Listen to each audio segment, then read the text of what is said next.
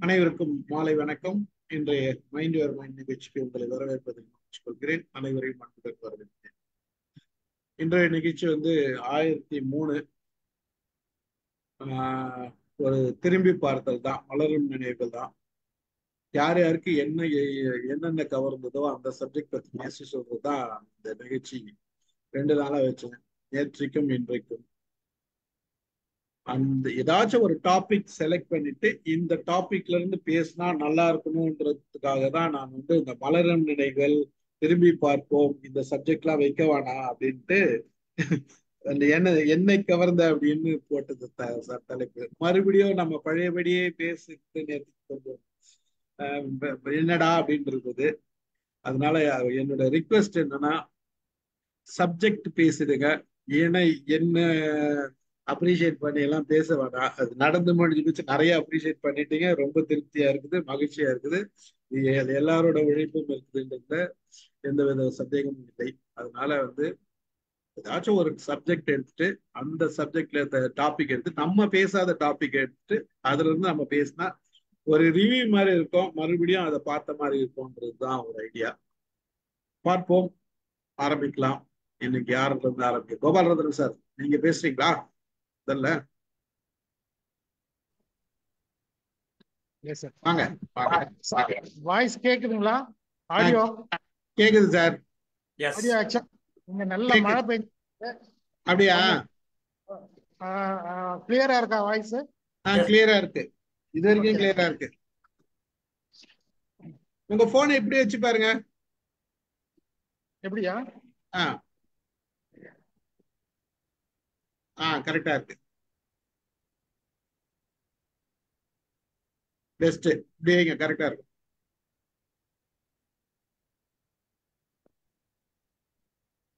Okay sir. Okay sir, பேசுங்க. கொஞ்சம் பின்னாடி போயிடுங்க, உங்க தலை பாதி தெரியுது. ஓகே. அனைவருக்கும் வணக்கம். மைண்ட் யுவர் மைண்ட் 1000வது நிகழ்வை ஒட்டி கொண்டாடும் இந்த நல்ல நாளில் உங்கள் அனைவரையும் சந்திப்பதில் மகிழ்ச்சி, வாழ்த்துக்கள். நாளும் நடக்கும் இந்த அறிவு மேம்பாட்டு வேள்விக்கு தினம் ஒரு ஆளுமை. நாளும் நடக்கும் இந்த அறிவு மேம்பாட்டு வேள்விக்கு தினம் ஒரு ஆளுமை. இந்த தளத்தில் அறிவு தானம் அமைதியாய் நடைபெற்றது. இந்த தளத்தில் அறிவு தானம் அமைதியாய் நடைபெற்றது, நடைபெற்று வருகிறது. இனியும் நடைபெறும். அடுத்த 1000வது நிகழ்வை நோக்கி. மைண்ட் யுவர் மைண்ட் ஒரு சர்க்கஸ். இதில் ring master Stephen Raj sir அவர்களின் மேம்பட்ட ஆளுமையை கண்டு நான் வியந்ததுண்டு. மைண்ட் யுவர் மைண்ட் ஒரு தகவல் களஞ்சியம். அணுவில் இருந்து ஆகாசம் வரை அனைத்தும் அலசப்படுகிறது. இங்கே அணுவில் இருந்து ஆகாசம் வரை அனைத்தும் அலசப்படுகிறது, அவரவர் நிலையில். மைண்ட் யுவர் மைண்ட் ஒரு திறந்த புத்தகம். ஆம், யூடியூபில் இந்த தகவல்கள் சேமித்தே வைக்கப்படுகிறது, அடுத்தவர் நலனுக்காக. மைண்ட் யுவர் மைண்ட் ஒரு குடும்பம். மக்கள் அன்பை பெருக்கி, அறிவை கூட்டி, அல்லாதவற்றை கழித்து, அறம் வளர்க்கும் அறிவுசார் பெரியோர்கள் வழிகாட்டும் இடம் இந்த குடும்பம். மைண்ட் யுவர் மைண்ட் ஒரு குடும்பம். மக்கள் அன்பை பெருக்கி, அறிவை கூட்டி, அல்லாதவற்றை கழித்து, அறம் வளர்க்கும் அறிவுசார் பெரியோர்கள் வழிகாட்டும் இடம் இந்த குடும்பம். 1000 பிறை நிலவில் எந்த பிறை அழகு? எல்லா பிறையும் அழகே எனக்கு. உங்களுக்கு ஆழ்கடலில் முத்தெடுத்து அனைத்தும் மக்களுக்கே என்ற சித்தாந்தம் இங்குண்டு. பொது உடைமையே பெரிதானது இங்கு. மைண்ட் யுவர் மைண்ட் ஒரு சிறந்த ஆடுகளம். ஆம், இதுவரை அறிவார்ந்த 1000 பேர் ஆடிச் சென்றார்கள். ஆம், இதுவரை அறிவார்ந்த 1000 பேர் ஆடிச் சென்றார்கள். நானும் கூட ஒரு நாள் ஆடினேன். Not out. மீண்டும் விரைவில் திரையில் வருவேன் உங்களை காண. மைண்ட் யுவர் மைண்ட் நிகழ்ச்சிகள் என்னை கவர்ந்தவை. உளவியல் உண்மைகளை உறக்கச் சொன்ன விதங்கள். அறிவியல் கண்டுபிடிப்புகளின் அற்புதங்கள். இலக்கியங்களின் இன்சுவை விருந்து என சொல்லிக்கொண்டே போகலாம். எனக்கு ஒரு சந்தர்ப்பம் கிடைத்தால் ராமு சார் கூறியதை போல் ஒரு ப்ளூ ஜோன் கிராமத்தை அமைப்பேன். எல்லோரும் நலமுடன் நீண்ட நாள் வாழ. அதோ அங்கே வந்தியத்தேவன் குதிரையின் குளம்பொலி இன்னமும் கேட்கிறது. வீராணம் ஏரிக்கரையில் இன்னமும் மீளவில்லை பொன்னியின் செல்வன் கதையிலிருந்து. நன்றி Umabharathi madam. Mind your mind தளத்தில் நிறைய நிலைய கலைஞர்கள் உண்டு. அவர்களை பற்றி அடுத்த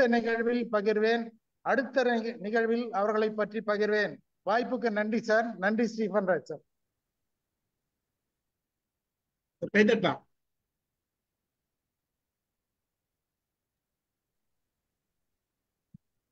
மகிழ்ச்சி சார், நன்றி.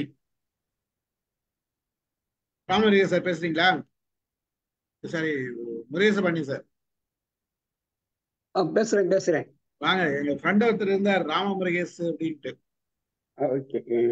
அவரு பேர், உங்க பேர் பார்க்கும்போது டக்குன்னு அவர் பேர் ஞாபகம் வந்துடும். ஒரு வருஷத்துக்கு முன்னாடி 1000 நிகழ்ச்சியை கடந்து பயணிச்சுக்கிட்டு இருக்கிறது ரொம்ப சிறப்பு உங்களோட. ஆக்சுவலி நான் என்னுடைய பயணம் உங்களோட 18/12/2023 841 இந்த செஷன்ல இருந்து என்னுடைய பயணம் இருந்தது. ஆச்சா, ரொம்ப சிறப்பானது. எக்கச்சக்கம் அதை பத்தி பேசலாம். ஒவ்வொரு தலைப்பையும் பற்றியும் பல தலைப்புகள், பல சிறப்புகள். அதுல ஒரே எனக்கு ஒரு தலைப்பை மட்டும் நான் சொல்லலாம்னு பாக்குறேன். அதாவது 984th செஷன் 4th ஜூலை 2024 நடந்தது. Wild life conservationist. அந்த பொண்ணு அனன்யான்னு ஒரு சின்ன குழந்தை 8th ஸ்டாண்டர்ட் படிக்கிற குழந்தை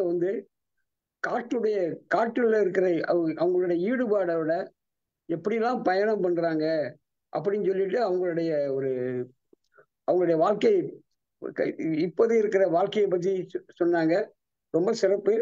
யங்கஸ்ட், இது ரெப்டைல் ட்ரெயினர், அவங்க youngest bird watcher, youngest wildlife conservationist அப்படின்னு பல சிறப்புகளை கொண்டிருக்காங்க. 2 புத்தகங்கள் வர வனவீரங்களை பத்தி 2 புத்தகங்கள் எழுதியிருக்காங்க. டெய்லி காலையிலையும் மாலையிலையும் 3 கிலோமீட்டர் காட்டுக்குள்ள போயிட்டு 3 கிலோமீட்டர் திரும்பி வருவாங்களாம். காலையிலையும் மாலையிலும் யாராச்சும் துணைக்கு வரலன்னா தனியா கூட போயிட்டு வருவாங்களாம். அவங்க எக்கச்சக்கம் போட்டோகிராஃப், நல்ல போட்டோகிராஃப் வேற எடுத்திருக்காங்க. எக்கச்சக்கம் போட்டோகிராஃப், வைல்ட் லைஃப் போட்டோகிராஃபி எடுத்திருக்காங்க. அதெல்லாம் நமக்கு ஸ்கிரீன் பண்ணாங்க. ஆக்சுவலி 18 வயசுக்குள்ள இருக்கிற குழந்தைகளெல்லாம் காட்டுக்குள்ள அனுமதி பண்ண மாட்டாங்க. அதை பத்தி நான் அந்த செஷன்லேயே கேட்டேன். அவங்க சொன்னாங்க, இது இருக்குல்ல செக்ரட்டரி, சீஃப் செக்ரட்டரி யாருடைய கல்வித்துறையில ஒரு செக்ரட்டரி பெர்மிஷன் வாங்கி இதுக்கு போனாங்க. பள்ளிக்கு போறது இல்லை அந்த குழந்தை. ஓப்பன் ஸ்கூல்ல படிச்சுட்டு இருக்காங்க. 8th ஸ்டாண்டர்ட் படிக்கிறாங்க. அடுத்து அந்த ஹியூமன் வைல்ட் லைஃப் கான்ஃபிடென்ட் பத்தி பேசினாங்க. அவங்க எடுத்த இந்த போட்டோகிராஃபு இதெல்லாம் ரொம்ப சிறப்பா இருந்தது இல்லையா? அப்புறம் அடுத்து அவங்க படிச்சு என்ன பண்ண போறாங்க அப்படின்னு கேட்கும்போது அவங்க வைல்ட் லைஃப்லேயே அந்த காட்டை சார்ந்த தொழிலே நான் இருப்பேன், ஃபாரஸ்ட் ஆஃபீஸர் ஏதோ ஒரு ஆஃபீஸில் போய் வேலை பார்ப்பேன் அப்படின்னாங்க. காட்டை பற்றி ரொம்ப சொன்னாங்க. சிறப்பு வாழ்த்துக்கள். இதே மாதிரி ரொம்ப நிகழ்ச்சி இருந்தது. வினயதர்தான் ஐயா வந்து பேசும்போது அவர் வந்து கிளிப்பிள்ளைய சொல்லிக் கொடுக்குற மாதிரி சொல்லிக் கொடுப்பாரு. ராமநாதன் சார் வந்து பேசும்போது, ராமு சார் பேசும்போது கொஞ்சம் ஃபாஸ்டா பேசுவாரு. பட் அதான் அந்த ஃபாஸ்டா நம்ம பிக்கப் பண்ணிக்கிட்டீங்க. பட் அவர் வந்து எக்கச்சக்க செய்திகள். அதே மாதிரி ஒவ்வொருத்தவங்களும் சிறப்பு. சிறப்பு வாழ்த்துக்கள். இன்னும் இது நம்ம பயணம் இன்னும் தொடரணும். இன்னும் நேரடியாகவும் மீட் பண்ணணும். சிறப்புங்கய்யா, வாழ்த்துக்கள். மகிழ்ச்சி சார், நன்றி. உங்களுக்கு ஒரு கைத்தட்டல். வாங்க ரத்னவடிவல் சார், பேசுறீங்களா? எல்லோருக்கும் வணக்கம். இந்த மைண்ட் யுவர் மைண்ட் தளம் ஒரு மிகவும் ஒரு எனக்கு முன் பேசிய அவர் சொன்னது போல ஒரு வாய்ப்புகளின் களஞ்சியம் என்று சொல்லலாம். பல பேர் வந்து இங்கே வந்து தங்களுடைய கருத்துக்களை தெரிவித்தது மட்டுமல்லாமல் தங்களுடைய கருத்துக்கள் மூலமாக பல விதமான விழிப்புணர்வுகளை ஏற்படுத்தி இருக்கின்றார்கள். அது மிகவும் ஒரு மகிழ்ச்சி தரக்கூடிய ஒரு அம்சம். நான் இந்த தளத்திற்கு வேறு எவராலும் அறிமுகப்படுத்தப்படவில்லை. இந்த சுயம்புலிங்கம் என்று சொல்லுவார்களே, அதுபோல தானாக வந்து சேர்ந்த நான். எப்படி என்று நீங்கள் கேட்டீங்கள் என்றால், ஜெயந்தி பாலகிருஷ்ணன் அவர்களுடைய, அவர் என்னுடன் தொடர்பில் இருக்கிறவர். அவருடைய ஃபேஸ்புக்கிலே அவர் ஒரு விளம்பரத்தை போட்டிருந்தார், மைண்ட் யுவர் மைண்டில் அவர் பேச போவதாக. அப்ப அதை பார்த்து போட்டு நான் ஓஹோ என்று போட்டு நான் அந்த இந்த தளத்துக்கு வந்தேன். ஆனால் அன்றைக்கு அது பேர்தான் பார்த்தேன், அது முதல் நாளே முடிந்து விட்டது. ஆனா இந்த தளத்துல இது நிகழ்ச்சி நடந்து கொண்டிருக்கிறது. அப்பொழுதுதான் பார்த்தேன், ஓஹோ இது வேறு இது ஒரு தளம், இந்த தளத்தை பார்ப்போம்னு சொல்லி நான் தற்செயலாக அதுல என்ன ஈடுபடுத்தி கொண்டு பயணிக்கும் அதை பார்த்து கொண்டிருந்த பொழுதுதான் எனக்கு முதல் நாளே எனக்கு அதுல ஒரு ஈர்ப்பு ஏற்பட்டு விட்டது. அது நடத்தப்படுற விதம், திரு ஸ்டீஃபன் ராஜ் அவர்கள் அதை கொண்டு செல்கின்ற விதம், அதிலே பங்கு பெற்றுகின்ற அன்றைக்கு நான் நினைக்கிறேன் ராமநாதன் ஐயா அவர்கள் அதிலே ஒரு பேச்சை நடத்தி கொண்டிருந்தவர் நினைக்கிறேன். எனக்கு உண்மையிலே இந்த தளத்தில இருக்கிற கருத்துக்களை கூறுகிற அனைவரிலும் எனக்கு முதலாவது நம்பர் 1 திரு ராமநாதன் ஐயா அவர்கள் தான். நான் அவரை எப்பொழுதும் வியந்து பாராட்டுவது ஏனென்று சொன்னால், அவர் இந்த வாய்ப்புகளின் களஞ்சியம் போல அவரோட தகவல்களின் களஞ்சியம். எந்த விஷயத்தை எடுத்துக்கொண்டாலும் அதை எல்லாம் ஒரு விலாவாரியாக ஒரு ஒரு நிறைப்படுத்தலுடன் ஒரு ஆதாரபூர்வமாக விளக்கக்கூடிய அற்புதமான ஒரு அறிஞர் எங்களுக்கு இந்த தளத்துக்கு கிடைத்த ஒரு பெரும் சொத்து என்று சொல்வேன். அதே போல திரு வினதிதான் அவர்கள், திருமதி அமுதா அம்மா அவர்கள், இப்படி பல பேரை சொல்லிக் கொண்டு போகலாம். ஆனா ஒவ்வொருத்தரும் ஒவ்வொரு துறையை சார்ந்தவர்களா இருக்கிறார்கள். அந்த துறை சார்ந்த விவரங்கள், அந்த தெளிவு எங்களுக்கு ஊட்டப்படுவதற்கு இவர்களுடைய வாய்ப்பு, இவர்களுடைய இங்கே இருக்கக்கூடிய அந்த நிலைமை மிகவும் ஒரு மகிழ்ச்சிக்குரியது. இதுல வந்து பார்க்க போனால் ஒரு ஒரு ஒரு வயதுக்கு மேற்பட்டவர்கள்லாம் இங்கே இருக்கிறார்கள். அவர்களுக்கு எல்லாருக்கும் மற்றது இன்னொரு விஷயம், இந்த தளத்தில் இருக்கின்ற பல பேருக்கும் ஒரே விதமான சிந்தனை ஓட்டத்திலே இருக்கின்றவர்களாக நான் காணுகிறேன். எல்லோரும் ஒரே விதமான சிந்தனை ஓட்டத்தில் பயணிக்கிறவர்களாக நான் காண்கிறேன். இந்த அப்படியான சிந்தனை ஓட்டத்தில் இருக்கிறபடியால் எனக்கும் இந்த 7 மணி என்றவுடன் ஒரு பரபரப்பு வந்துடும். சில சமயத்துல வேலைகள் வரும், என்னுடைய பேர பிள்ளைகளுடைய பிரச்சனைகள் எல்லாம் இருக்கும். அப்படி இருந்தாலும் ஏதோ என்றாலும் ஒரு கால் வந்து அதில் பார்த்துட்டு போவோம். சில சமயத்துல நான் இதுல பங்கு பெற்றதாக காட்டிக்கொண்டு நான் பங்கு பெற்றாமலே இருந்த நிலைமைகளும் உண்டு. ஏனென்றால் எனக்கு அதுல ஈடுபாடு இருக்கிறது என்றதை காட்ட வேணும் என்றதும் எனக்கு ஒரு விருப்பம். அப்படியான ஒரு ஈடுபாட்டுடன் நான் இதில் பயணிக்கிறேன். இந்த 1000வது நிகழ்ச்சி என்பது லேசான விஷயம் அல்ல. 1000 நிகழ்ச்சிகளை நான் நினைக்கிறேன். நான் இதில் வந்து சேரும் பொழுது கிட்டத்தட்ட ஒரு 600 நிகழ்ச்சிகளுக்கு மேலால முடிஞ்சிருக்கும் நினைக்கிறேன். அதுக்கு பிறகுதான் நான் வந்தேன். ஆனால் ஏதோ நீண்ட காலமாக ஆரம்பம் தொடக்கமே இதுல பயணிக்கிறது போன்ற ஒரு உணர்வு இந்த நிகழ்ச்சியை, இந்த தளத்தை நடத்தி செல்கின்ற திரு ஸ்டீஃபன் ராஜ் அவர்கள் பேர்ந்து பார்த்தால், ஸ்டீஃபன் ராஜ் அவர்களுக்கும் எனக்கும் ஒரு விதமான தொடர்பு இருக்குது. எப்படியான தொடர்பு என்று பார்த்தால், அவர் கதையோட கதையை தான் நான் அவர் ஒரு ஒரு குறிப்பிட்ட நண்பரை பற்றி மைக்கேல் என்று சொல்லி நாகர்கோவிலை சேர்ந்தவர், என்னுடைய நெருக்கமான ஒரு நண்பரை பற்றி குறிப்பிடும் பொழுதுதான் அவர் சொன்ன, ஆமா எனக்கு அவரை தெரியுமே, அவரை நான் சவுதியில எல்லாம் சந்திச்சிருக்கிறேனே என்றார். என்னடா என்று பார்த்தால், அவரும் நானும் வெவ்வேறு காலங்கள்ல ஒரே ஒரே அமைப்பில தமா முத்தமிழ் மன்றம் என்ற அமைப்பில வெவ்வேறு காலங்கள்ல நாங்கள் அந்த அமைப்பில சவுதி அரேபியாவில் இருந்திருக்கிறோம். அப்ப அதே ஒரு பெரிய ஒரு நெருக்கமான தொடர்பு. அவருக்கு தெரிந்த நண்பர்கள் பலர் எனக்கும் நண்பர்களாக இருக்கிறார்கள். அப்ப அது இன்னும் ஒரு இறுக்கமான ஒரு பிணைப்பை எங்களுக்கு இடையிலே ஏற்படுத்தி இருக்கிறது. ஏனென்றால் ஒருமித்து பயணிக்கக்கூடிய மனநிலை, எண்ணப்போக்கு உள்ளவர்களாக நாங்கள் இருக்கின்றோம். அது ஆனபடியினால இந்த தளத்திலே நான் வந்து சுயம்புவாக வந்து சேர கிடைத்தது எனக்கு ஒரு பெரிய வரப்பிரசாதம் என்று நினைக்கிறேன். இதெல்லாம் என்ன எது எப்போ எப்படி நடக்க வேணுமோ அது அப்ப அப்படித்தான் நடக்கும் என்ற ஒரு ஒரு வார்த்தையில நான் மிகவும் நம்பிக்கை கொண்டவன். எவ்வளவுதான் முயற்சி செய்தாலும் கிடைக்கும் என்றால் கிடைக்காது, கிடைக்காது என்றால் கிடைக்காது. அப்படியான ஒரு வாய்ப்பு தான் இது. எனக்கு ஒரு நீண்ட கால பயணத்தை நாங்கள் எதிர்பார்த்து இதுல இணைந்திருக்கின்றோம்.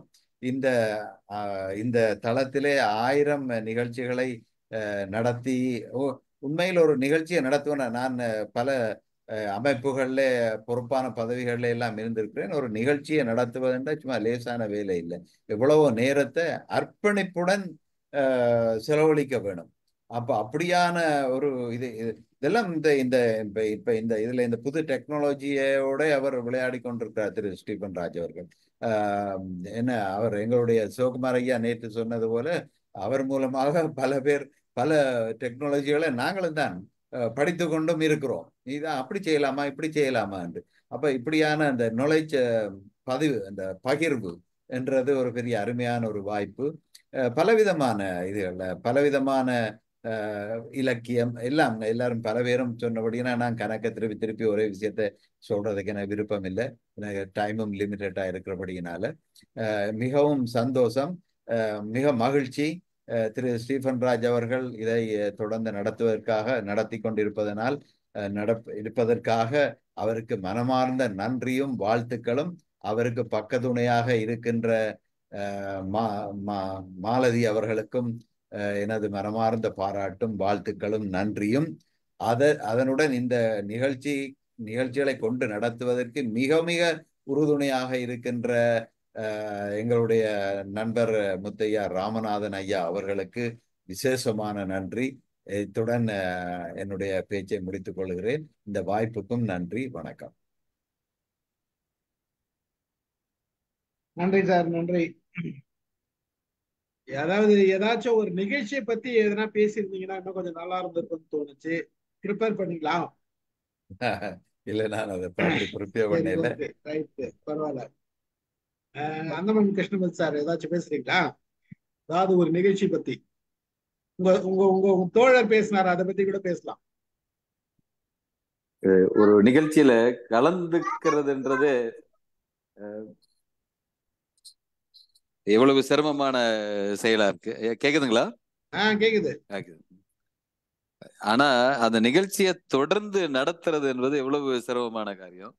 அதுவும் 1000 நிகழ்ச்சிகள் தந்த அபூர்வ மனிதர் ஸ்டீஃபன் ராஜ் அவர்களை முதலில் பாராட்டுகளை தெரிவித்துக் கொள்வோம். ஏன்னா இந்த நிகழ்ச்சிகளுக்கும் மற்ற நிகழ்ச்சிகளுக்கும் உள்ள ஒப்பீடு மட்டும் நான் சொல்லலாம்னு நினைக்கிறேன். பொதுவா ஏதோ ஒரு நிகழ்ச்சிகள் நடத்துறாங்க அப்படின்னா அவங்களுக்கு ஒரு வர்ணம் இருக்கும் பின்னாடி. அந்த வர்ணத்தை ஒட்டியே ஓடிட்டு இருப்பாங்க. அது எப்படியும் தெரிஞ்சிடும் அவங்க எதுக்காக இந்த மாதிரி நிகழ்ச்சிகள் நடத்துறாங்க அப்படின்னு. இந்த மாதிரி 1000 நிகழ்ச்சிகள் நடந்தும் கூட இது இதற்காக நடத்தப்படுகிறது என்பது எதுவுமே இல்லாம ஒரு அறிவை வளர்த்து கொள்ளும் ஒரு தளமாக மட்டுமே இந்த தளம் இருந்து வருகிறது. இது எல்லா நிகழ்ச்சிகளும் அதை ஒட்டியே நடந்துட்டு இருக்கு. ஒரு ஒரு நிகழ்ச்சியை பார்த்ததுக்கு அப்புறம் நமக்கு ஒரு திருப்தி, மன திருப்தி வரும் அப்படின்னா, நம்ம ஏற்கனவே இருந்த நிலைமையில இருந்து கிட்டத்தட்ட ஒரு அறிவின் தன்மையில கொஞ்சம் கூடி இருக்கிறோம் அப்படின்ற நிகழ்ச்சி. அந்த ஒரு தன்மை எல்லா நிகழ்ச்சிகளையும் வருது. இதுதான், இது ஒரு நிகழ்ச்சியை மட்டும் சொல்ற மாதிரி இல்லை.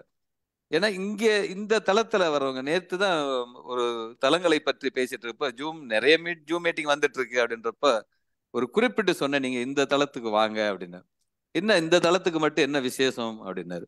இந்த தளம் அறிவு சார்ந்தவர்களின் இது ஒரு ஆல்ரவுண்டர்ஸ் இருக்காங்க.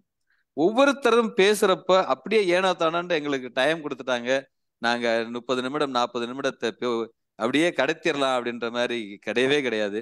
அவர்களுக்கு கிடைக்கப்பட்ட இந்த 45 நிமிடங்களில் 45 நூல்களை படித்து அதில் உள்ள ஒரு எசன்ஸை தான் பிழிஞ்சு கொடுக்குறாங்க. இங்க நமக்கு ஒரு திருப்தி இருக்கும். நிச்சயமா நம்ம இந்த 45 நிமிடங்கள்லயோ 1 மணி நேரத்திலயோ நம்ம எவ்வளவு படிச்சிருக்க முடியுமோ, எவ்வளவு படிக்க முடியுமோ, அதை அவர்கள் சொற்பொழிவாளர்கள் சரி, உரையாளர்களும் படித்து அதைத்தான் நமக்கு சொல்றாங்க.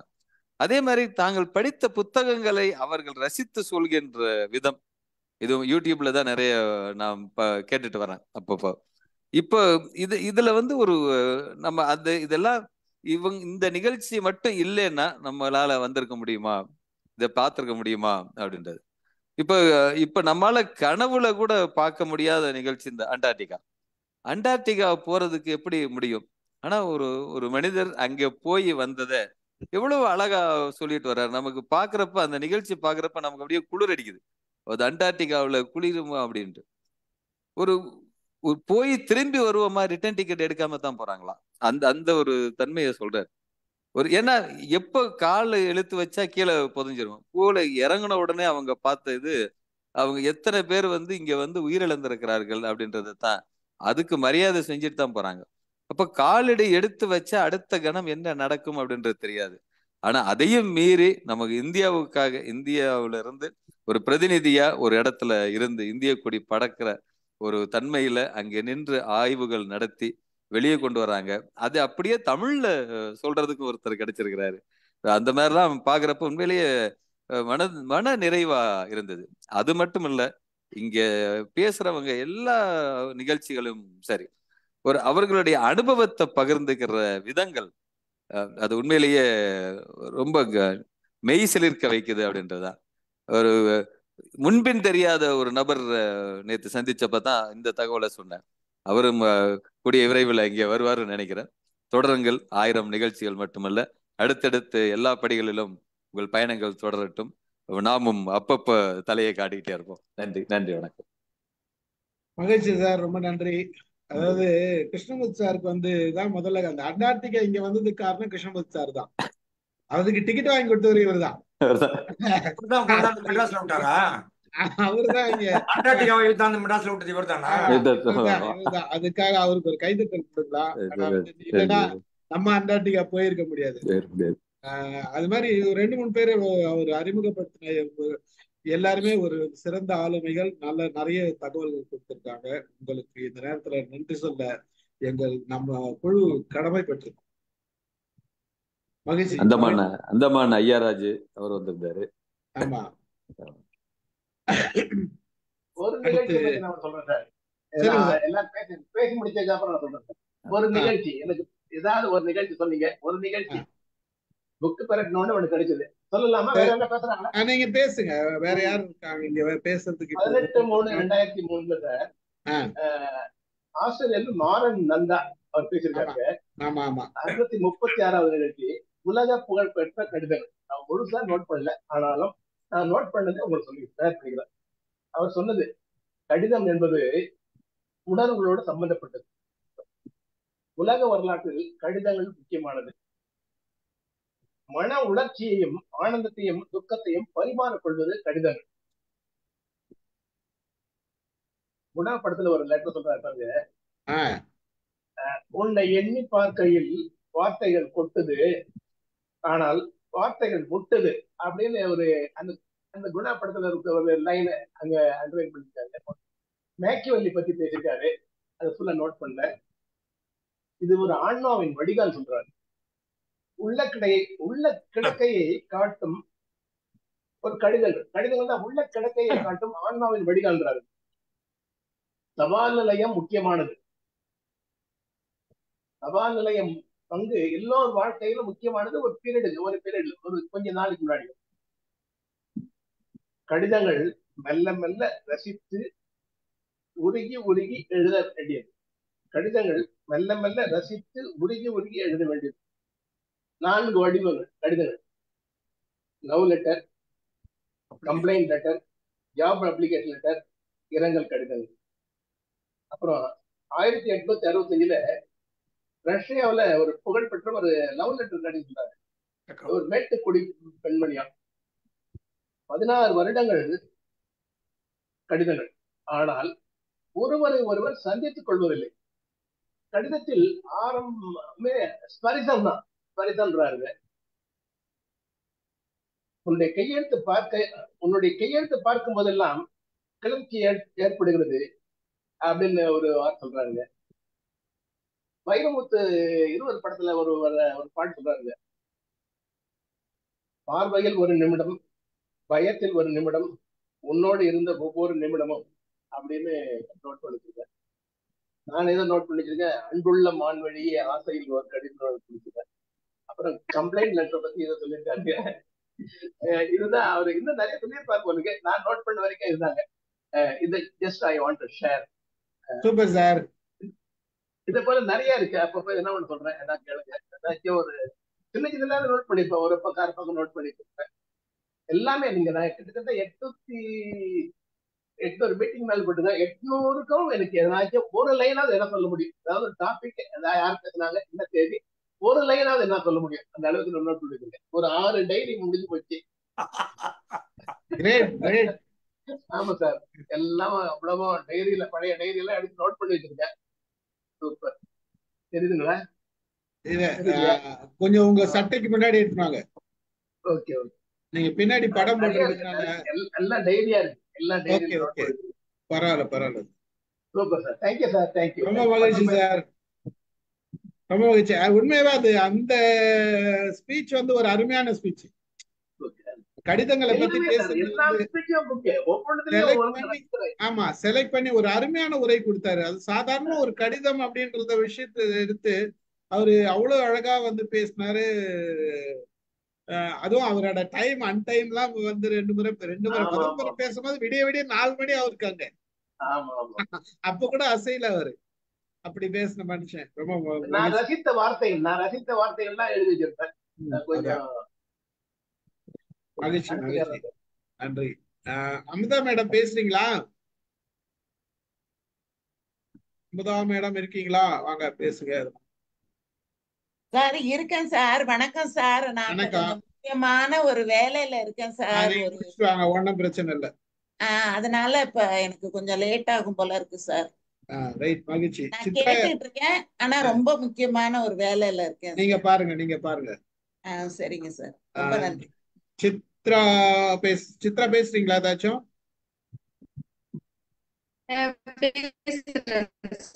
பேசுங்க. அனைவருக்கும் இனிய மாலை வணக்கம். எனக்கு இந்த தளம்ங்கிறது இப்போ 3 மாதங்கள் 4 மாதங்கள் தான் ஆகுது. நான் சயின்ஸ் ஃபார்ம் அந்த குரூப்ல பார்த்தேன்னா இந்த சார் வந்து ஷேர் பண்ணியிருந்தாங்க. அதுல என்ன டக்குனு ஏன் இதுல கலந்துக்க வச்சதுன்னா, புதுமை பித்தனுடைய சிறுகதை விவாதம்னு போட்டிருந்தாங்க. அந்த சிறுகதை கதை சொல்லி அப்படின்னு சொல்லிட்டு நாராயணன் சார் தான் இன்னைக்கு அந்த கதையை சொல்லிட்டு இருந்தாங்க. அந்த டிஸ்கஷன் வந்து என்னால லைஃப்ல மறக்கவே முடியாது. அந்த ஒரு பெண்ணுடைய மனநிலையை பத்தி ஒவ்வொருத்தரும் வந்து அப்படியே ஒவ்வொரு விதமா சொன்னது. கடைசியில அந்த செல்வா சார் வந்து ரொம்ப பிரமாதமா கொண்டுட்டு போனாங்க. அந்த நிகழ்வு வந்து எனக்கு மனசு ரொம்ப திரும்ப நிறைய அதுல தொடர்ந்து என்னை கலந்து கொள்வதற்கு ஒரு வாய்ப்பு கொடுத்துச்சு அப்படின்னு தான் சொல்ல முடியும். அப்புறம் எந்த நிகழ்வு சார் உடனே எனக்கு ஷேர் பண்ணிடுவாங்க. தினந்தோறும் எனக்கு மறக்காம ஷேர் பண்ணிடுவாங்க. அதுக்காகவே நான் வந்து ஸ்பெஷலா சாருக்கு வந்து தேங்க்ஸ் சொல்லிக்கிறேன். உண்மையை நான் வந்து ஆக்சுவலி வந்து எக்ஸாமுக்காக படிச்சுட்டு இருக்கேன். அந்த டைம் கூட எனக்கு அந்த கிளாஸ் போற டைம் கூட அந்த ஒரு நிமிஷம் வரைக்கும் எனக்கு இதுல ஒரு ஒரு 10 நிமிஷமாவது நம்ம டிராவல் பண்ணிட்டு அதுல போய் மறுபடியும் நம்ம ஜாயின் பண்ணிக்கலாம் ஆன்லைன் கிளாஸ் அப்படின்னு சொல்லிட்டு கடைசி நிமிஷம் வரைக்கும் நான் அட்டன் பண்ணி என்னைக்காவது கிளாஸ்ல ரொம்ப சந்தோஷப்படுவேன். இதை அட்டன் பண்றதுலதான் எனக்கு ஆர்வம் இருக்குமே தவிர அப்படி வந்து என் மைண்ட் வந்து மாறிடுச்சு. ஏன்னா இதுல இருக்கக்கூடிய ஒவ்வொரு ஆளுமைகளும் வந்து ஒரு சாதாரணப்பட்டவங்க இல்ல பேசப்பட்டவர்களும் சரி, ஒவ்வொரு தலைப்புகளுமே ரொம்ப அருமையான தலைப்புகள் தான் எல்லோருமே பேசியிருக்காங்க. அப்புறம் இந்த இலங்கையில நடந்த தமிழ் கல்வி முறையை பத்தி சொல்லும்போது அதெல்லாம் அப்படியே மெய் சிலிர்த்து போயிட்டேன் சார். நானு ஒரு தனிப்பட்ட ஒரு மனிதன் வந்து எந்த அளவுக்கு வந்து தமிழுக்காக தன்னுடைய வேலையினுடைய அந்த அதிகாரத்தை வச்சு வந்து ஒரு நல்ல விஷயத்த செஞ்சிருக்காரு. தமிழ் வந்து நம்ம மொழி வந்து எந்த இடத்துலயும் தோய்ந்து போயிடக்கூடாது, நம்ம மக்கள் வாழக்கூடிய இடத்துல நம்ம தமிழ் வளர்ச்சியை கொண்டுட்டு வரணும் அப்படிங்கிறதுக்காக உயிரை கூட பணைய வச்சாலும் பரவாயில்லன்ட்டு அவ்வளவு கஷ்டப்பட்டு பண்ணியிருக்காங்க. அப்போ வந்து இலங்கையில ஏதோ டிராவல் பண்ண மாதிரியே ஒரு ஃபீலை வந்து எனக்கு உருவாச்சு. அந்த கல்வி முறையை என்னால மறக்கவே முடியாது. நான் எங்க ஸ்கூல்லயே நான் பேசினேன். இந்த சார் கேட்டதை வச்சு ஒரு புக்கு படிச்ச மாதிரியே ஒரு எனக்கு அந்த அவ்வளவு கருத்துக்கள். அதை வச்சு நான் வந்து ஒரு 3 மினிட்ஸ் உரையாற்றுறேன் நான் ஸ்டேஜ்ல. இலங்கையினுடைய தமிழ் கல்வி முறை அப்படின்னு சொல்லிட்டு அந்த உண்மையை என் லைஃப்ல மறக்கவே முடியாது சார். இந்த டீம் வந்து இந்த களம் வந்து உண்மையை நான் பேசுவதற்கும் என்னுடைய அறிவை வளர்த்து கொள்வதற்கும் ஒரு ஆசிரியரை எனக்கு ரொம்ப ரொம்ப பயனுள்ளதா இருக்குதா நான் வந்து நினைக்கிறேன் சார். அதே போல பாத்தீங்கன்னா இந்த கவிதைகள் எழுதுறது, உங்களுக்கு கவிதை எழுத தெரிஞ்சு எழுதல வாயா ஒரு 4 வரையும் சொல்லு அப்படின்னு ஸ்டீஃபன் சார் சொல்லும் பொழுது அதை சொல்ற விதமே வந்து எழுதக்கூடாது பேசக்கூடாது, ஐயோ நம்மளுக்கு நல்லா இருக்காதோ அப்படின்னு நினைக்கிறவங்களுக்கு கூட சரி பரவாயில்ல விட சொல்லுவோம் அப்படின்னு அந்த ஒரு மனநிலையை வந்து உருவாக்கக்கூடியதா உங்களுடைய அதை பேசும் திறன் வந்து ரொம்ப ரொம்ப அருமை சார். நான் வந்து தண்ணீர் விடும் கண்ணீர் 4 பக்கம் எழுதினேன். பொறுமையா எல்லாரும் கேட்டீங்க, ரொம்ப சந்தோஷம். அப்புறம் இந்த திருக்குறள் விவாதம், ஒவ்வொருத்தரும் அந்த திருக்குறளுக்கு என்னதான் உரையில வந்து கருத்துக்கள் சொல்லப்பட்டாலும் ஒவ்வொருத்தரும் வந்து வெவ்வேறு விதமான அந்த திங்கிங். இப்ப இன்னைக்கு வரைமே திருக்குறளுக்கு உரை அவங்கவுங்க எழுதிக்கிட்டே தான் இருக்கிறாங்க. அதுல வந்து அவங்களுடைய உட்கருத்து என்னவா இருக்குங்கிறத ரொம்ப தெளிவா வந்து எல்லாரும் ரொம்ப அழகா சொன்னாங்க. அப்போ வந்து பலதரப்பட்ட அந்த அறிவு திறனை வந்து அங்க திருக்குறள் வந்து நம்மளுக்கு விவரிச்சு சொல்றது. இன்னும் வந்து வள்ளுவர் நம்மளோட வாழ்ந்துட்டு தான் இருக்காரு அப்படிங்கிற அந்த உணர்வு வந்து ஊட்டும்படியாக இருந்துச்சு. இப்படி ஒவ்வொரு நிகழ்வா ஏகப்பட்ட நிகழ்வுகள் நடந்திருக்கு. நான் குறுகிய காலத்துல வந்து சேர்ந்ததுலயே நான் இவ்வளவு கத்துக்கிட்டேன்னா ஆரம்பத்தில இருந்து இருக்கிறவங்க இன்னைக்கு பயங்கர புலமைன்னு தான் சொல்ல முடியும். ஏன்னா கதை படித்து கதை சொல்வதற்கு கூச்சமா இருந்தவங்களாம் வந்து நிறைய கதை சொல்லியாக மாறி இருக்காங்க. அப்படின்னா உண்மையாவே இந்த களம் என்றும் நிலைத்திருக்க வேண்டும். பல மனிதர்களை உருவாக்கக்கூடியதாக இருக்க வேண்டும். இந்த சமூகத்திற்காக அவர்கள் வந்து தங்களை மாற்றிக்கொள்ளக்கூடியவர்களாக மாற வேண்டும் என்று கூறி விடைபெறுகிறேன் சார். நன்றிங்க சார். மகிழ்ச்சி, ரொம்ப நன்றி. தேங்க்யூ. அருமை. நீங்க இதுல எங்களுக்கு என்ன மகிழ்ச்சின்னா நீங்க பள்ளியில போய் இதை போய் பாடம் எடுத்துருக்கீங்க பாரு, அதுதான் மிகப்பெரிய மகிழ்ச்சி. அந்தமான்ல கூட கல்வியை பத்தி பேசுனாங்க. ஆமா, அந்தமான் அவர் ஐயாராஜன் சார் வந்து அந்தமான்ல எப்படி இருந்தாருன்றதா அவர் எஜுகேஷன் டிபார்ட்மெண்ட் ஒர்க் பண்ணியிருந்தாரு. அவர் வந்து பேசினாரு. ரொம்ப மகிழ்ச்சி சித்ரா. Thank you sir. நன்றி. காயத்ரி, நீங்க எதனா ப்ரிப்பேர் பண்ணிருக்கீங்களா ஏதாச்சும் ஒரு ப்ரோக்ராம் பத்தி?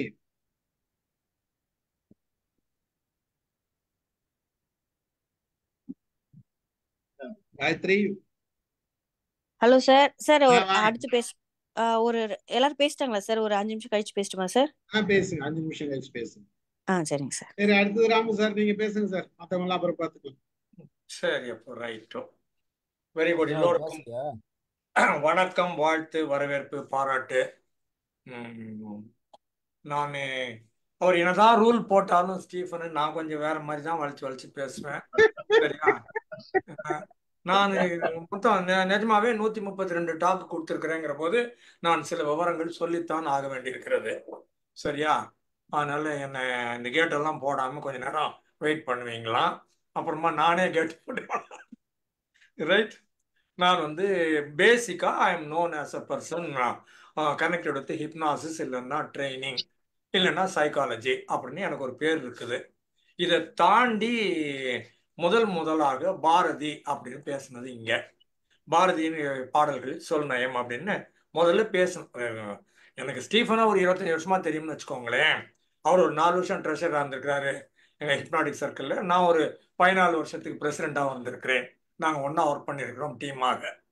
அதில் பாரதி பற்றி பேசினேன். அப்புறம் தான் தோணுச்சு பாரதி பேசுகிறோம், எல்லாரும் பாரதி சொல்கிறாங்க, கண்ணதாசன் சொல்கிறாங்க, குறுக்கில் பாரதிதாசனை விட்டுறாங்களேன்னு. அப்புறம் பாரதிதாசன் பேசினேன். பாரதிதாசன் பேசுனா நேச்சுரலி கண்ணதாசன். அப்போ கண்ணதாசன் பேசினா சரி வைரமுத்து அப்புறம் பட்டுக்கோட்டைக்கு அப்புறம் வாலி, அதுக்கப்புறம் மேத்தா, இப்படி ஒவ்வொன்றா பேசியிருக்கோம். அப்புறம் கம்பனும் பேசினேன். திருக்குறள்ல காமத்து பாலும் எல்லாத்தையும் அந்த மொத்தம் 30 அதிகாரம் இருக்குன்னு நினைக்கிறேன், அதை எடுத்து அதை கவர் பண்ணி பேசினேன். கம்பனை நான் வேற மாதிரி பேசினேன். கம்பன் மட்டும்தான் எனக்கு வேணும், ராமர் தேவையில்லைன்னு ராமரை விட்டுட்டு கம்பனை மட்டும் வச்சுட்டு பேசினேன். இதுக்கான வாய்ப்புகள் இங்க கிடைச்சது. வேற தளம் எனக்கு இல்லை. ரெட்ஃபோர்ட் மாதிரி பேசினா நான் வேற என்னென்னோ டாபிக் பேசிட்டு இருக்கிறேன். பட் இந்த இடத்துல வர்ற போது கிளியரா வாரத்துல ஒரு நாள் அவர் ஸ்டீஃபன் கொடுத்தாரு. சரி, இந்த நாளை பயன்படுத்திக்கோம் அப்படின்னுட்டு. தமிழ் இலக்கியம் பிடிக்கும்னாலும் கூட நான் உள்ள வந்ததே கிடையாது. இப்ப நான் தமிழோடு எனக்கு இந்த அறிமுகம் இல்லை. அடுத்து தொடர்ச்சி வந்தது இல்லையா, விட்டு போனது. கல்லூரி காலத்துல நல்ல தமிழ் படிச்சோம், அதுக்கப்புறம் விட்டு போச்சு. இத்தனை வருஷம் கழிச்சு 40-50 வருஷம் கழிச்சு திரும்பவும் நம்ம தமிழுக்குள்ள வந்து இப்ப சங்க இலக்கியம் படிக்க ஆரம்பிச்சு ஏராளம் சங்க இலக்கியம் புத்தகங்களை எல்லாம் இங்க வாங்கி வச்சிருக்கிறேன். அதனால அதுக்கு ஸ்டீஃபனுக்கு நன்றி. சைக்காலஜி பூரா இங்க இருக்குது, அது பூரா சைக்காலஜி புக்ஸ். வரிசையா சைக்காலஜி ஒரு 50 லெக்சர் கொடுக்க முடிஞ்சு. ஒரு 35 சைக்கோ தெரப்பி பத்தி பேசுறதுக்கான வாய்ப்பும் ஸ்டீஃபன் கொடுத்தது. இல்லைன்னா எனக்கு தெரியும், எனக்கு சைக்காலஜி தெரியும், சைக்கோ தெரப்பி தெரியும். எங்கேயாவது ட்ரைனிங் ப்ரோக்ராம் கூப்பிட்டாங்கன்னா, எங்கேயாவது காலேஜில் கூப்பிட்டாங்கன்னா நாங்கள் ஒரு லெக்சர் அடிக்கிறதோட சரி. ஆனால் இப்போ வாரம்னு வர்ற போது எல்லா புக்கில் இருந்து அந்த ஃபர்ஸ்ட் சாப்டர் எடுத்துக்க வேண்டியது, அவ்வளோத்துலேருந்து நோட்ஸ் எடுத்து முதல் சாப்டர், அப்புறம் 2வது சாப்டர், அப்புறம் இன்ட்ரெஸ்ட், அதுக்கப்புறம் இமோஷன், அதுக்கப்புறம் இன்டெலிஜென்ஸு, இப்படி ஒவ்வொரு டாப்பிக்காக மோட்டிவேஷன், இல்லைன்னா தெரப்பி, ஸ்ட்ரெஸ் மேனேஜ்மெண்ட்டு, ஹெல்த்து, என்ன பெரிய பெரிய சைக்காலஜிஸ்ட் அப்படின்னு ஒவ்வொருத்தரா 10 புக்கையும் எடுத்து வச்சுக்க வேண்டியது. எல்லாத்தையும் first chapter, second chapter, third சாப்டர்னு படிச்சு கிளாஸ் எடுத்ததில் என்னுடைய சைக்காலஜி இன்னும் கொஞ்சம் வளர்ந்தது. புத்தகங்களை நானா மொத்தமா எடுத்திருக்க மாட்டேன். இந்த வாய்ப்பு கிடைச்சதுனால நான் படிக்கக்கூடிய வாய்ப்பு கிடைச்சது. சொல்லித்தர்றது அப்படின்னு முடிவு பண்ற போது நான் அதிகமா படிப்பேன். நானா படிக்கிறதுனா கொஞ்சம் கம்மியா தான் படிப்பேன்னு வச்சுக்கோங்களேன். அது இன்னொரு நல்ல செய்தி. அப்புறம் அதில் 35 சைக்கோ தெரப்பி கவர் பண்ணது எனக்கே ரொம்ப நிறைவாக இருந்தது. ஜெனரல் சைக்காலஜியில எல்லாத்தையுமே எடுத்துட்டேன். சோசியல் சைக்காலஜி, டெவலப்மெண்டல் சைக்காலஜி அந்த ஆங்கிள்ஸும் கவர் பண்ணேன்.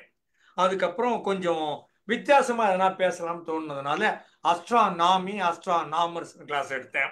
அதுக்கப்புறம் எனக்கு தெரியவே தெரியாத subject quantum physics, quantum mechanics. அப்படின்னா கண்ணுக்கே தெரியாத ஒரு புள்ளியில 1,00,000 பங்குல 1, 1,000,000 பங்குல 1. இப்போ அஸ்ட்ரானமின்னு எடுத்து அவ்வளோ பெருசாகவும் பார்த்துட்டு குவாண்டம் பிசிக்ஸ் இந்த நானோ சைடு இந்த பக்கம் இன்னொன்று பேசினேன். அதுக்கப்புறம் வாட்டர் இன் மெனி ஃபார்ம்ஸ்ன்னு எடுத்து இந்த குளம் அப்படின்னு ஆரம்பிச்சு சொல்றோம். அங்க அருவின்னு ஒன்று இருக்குது, ஆறுன்னு ஒன்று இருக்குது, நீர்வீழ்ச்சின்னு ஒன்று இருக்குது, இப்படி தனித்தனியா பேர் சொல்றோம். சரிதான், வா ஒரு 100 பேர் எடுத்து வச்சுட்டு 100 விதமான தண்ணீருக்கு ஏன் இந்த மாதிரி பேர் வச்சாங்க அப்படிங்கிற போது அது படிக்க எனக்கே தெரிஞ்சுக்கணும்னு ரொம்ப நாள் அதை யோசிச்சுட்டே இருந்தேன். பட் இதை ஒரு வாய்ப்பா எடுத்துக்கிட்டு எல்லாத்தையும் படித்தேன் மொத்தமா. அது ஒரு நல்ல செய்தி.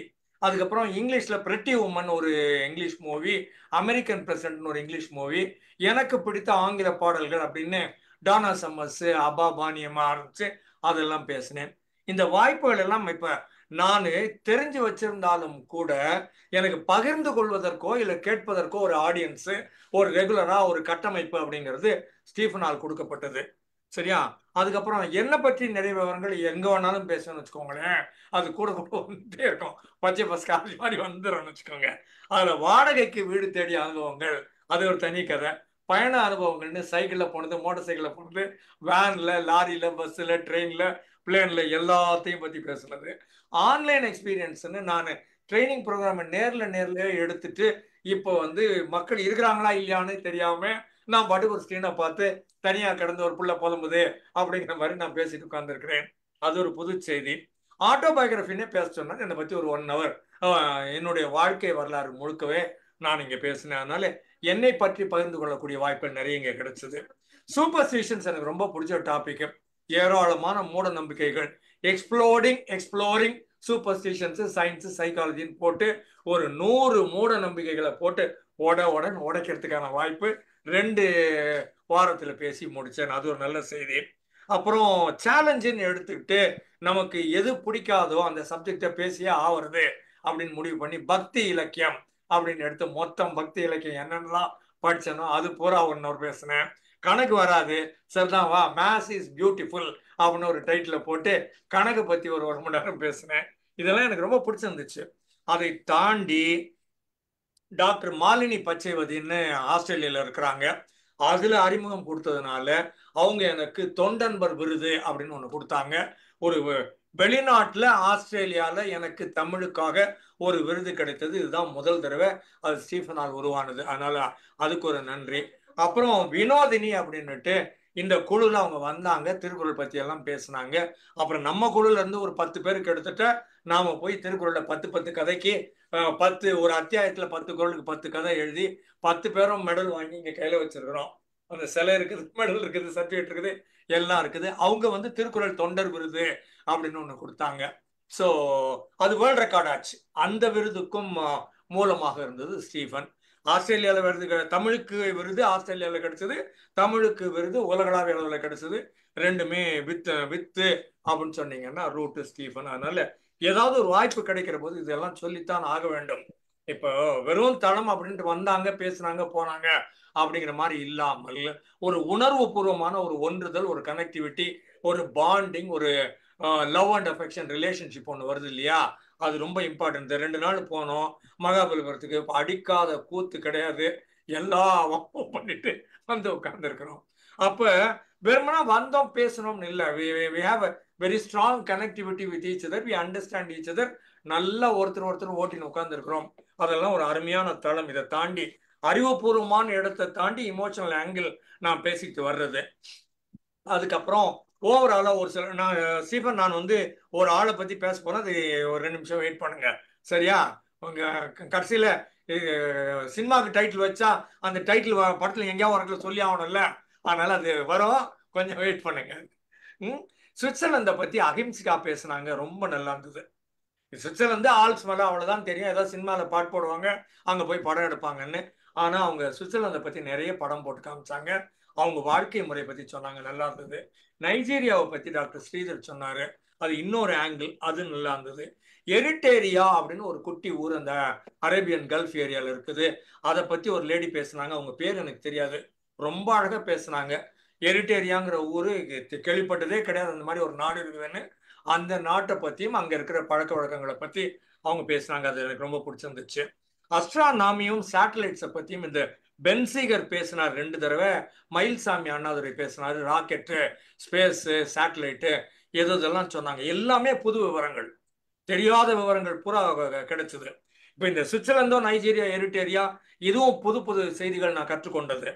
அதுக்கப்புறம் பைலட்டின் அனுபவங்கள் இப்ப லேட்டஸ்டா ஒரு மாசத்துக்கு முன்னால ஒருத்தர் பேசினாரு, ரொம்ப அழகா இருந்துச்சு. விமான பயணங்கள்ல ஒரு பைலட்டு என்னென்ன மாதிரி எல்லாம் சூழல்கள் வருது, அதை எப்படியெல்லாம் சமாளிக்கிறாங்க அப்படின்னு பேசியிருந்தாரு. அவர் பேர் மறந்து போச்சு, ரொம்ப நல்லா அழகா பேசினார் அவரு. அதுக்கப்புறம் 4 kinds of letters மாறன் நந்தனும் நான் நோட் பண்ணி வச்சிருக்கிறேன்.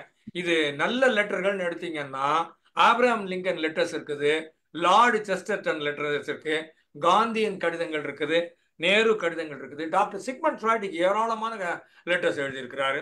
அப்புறம் கலைஞர் வந்து உலகத்திலேயே வேர்ல்டு ரெக்கார்டு 40 வருஷத்துக்கு மேல நான் ஸ்டாப், 50 வருஷத்துக்கு கிட்டத்தட்ட இருக்கும்னு நினைக்கிறேன்.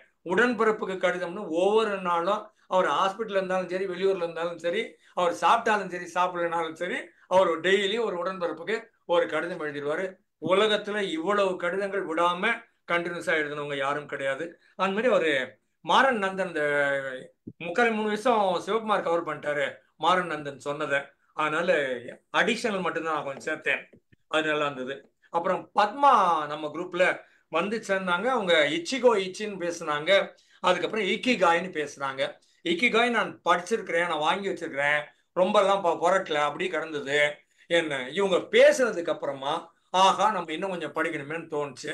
அதை படிச்சதுக்கு அப்புறமா இச்சின்னு இன்னொன்னு படிச்சேன்.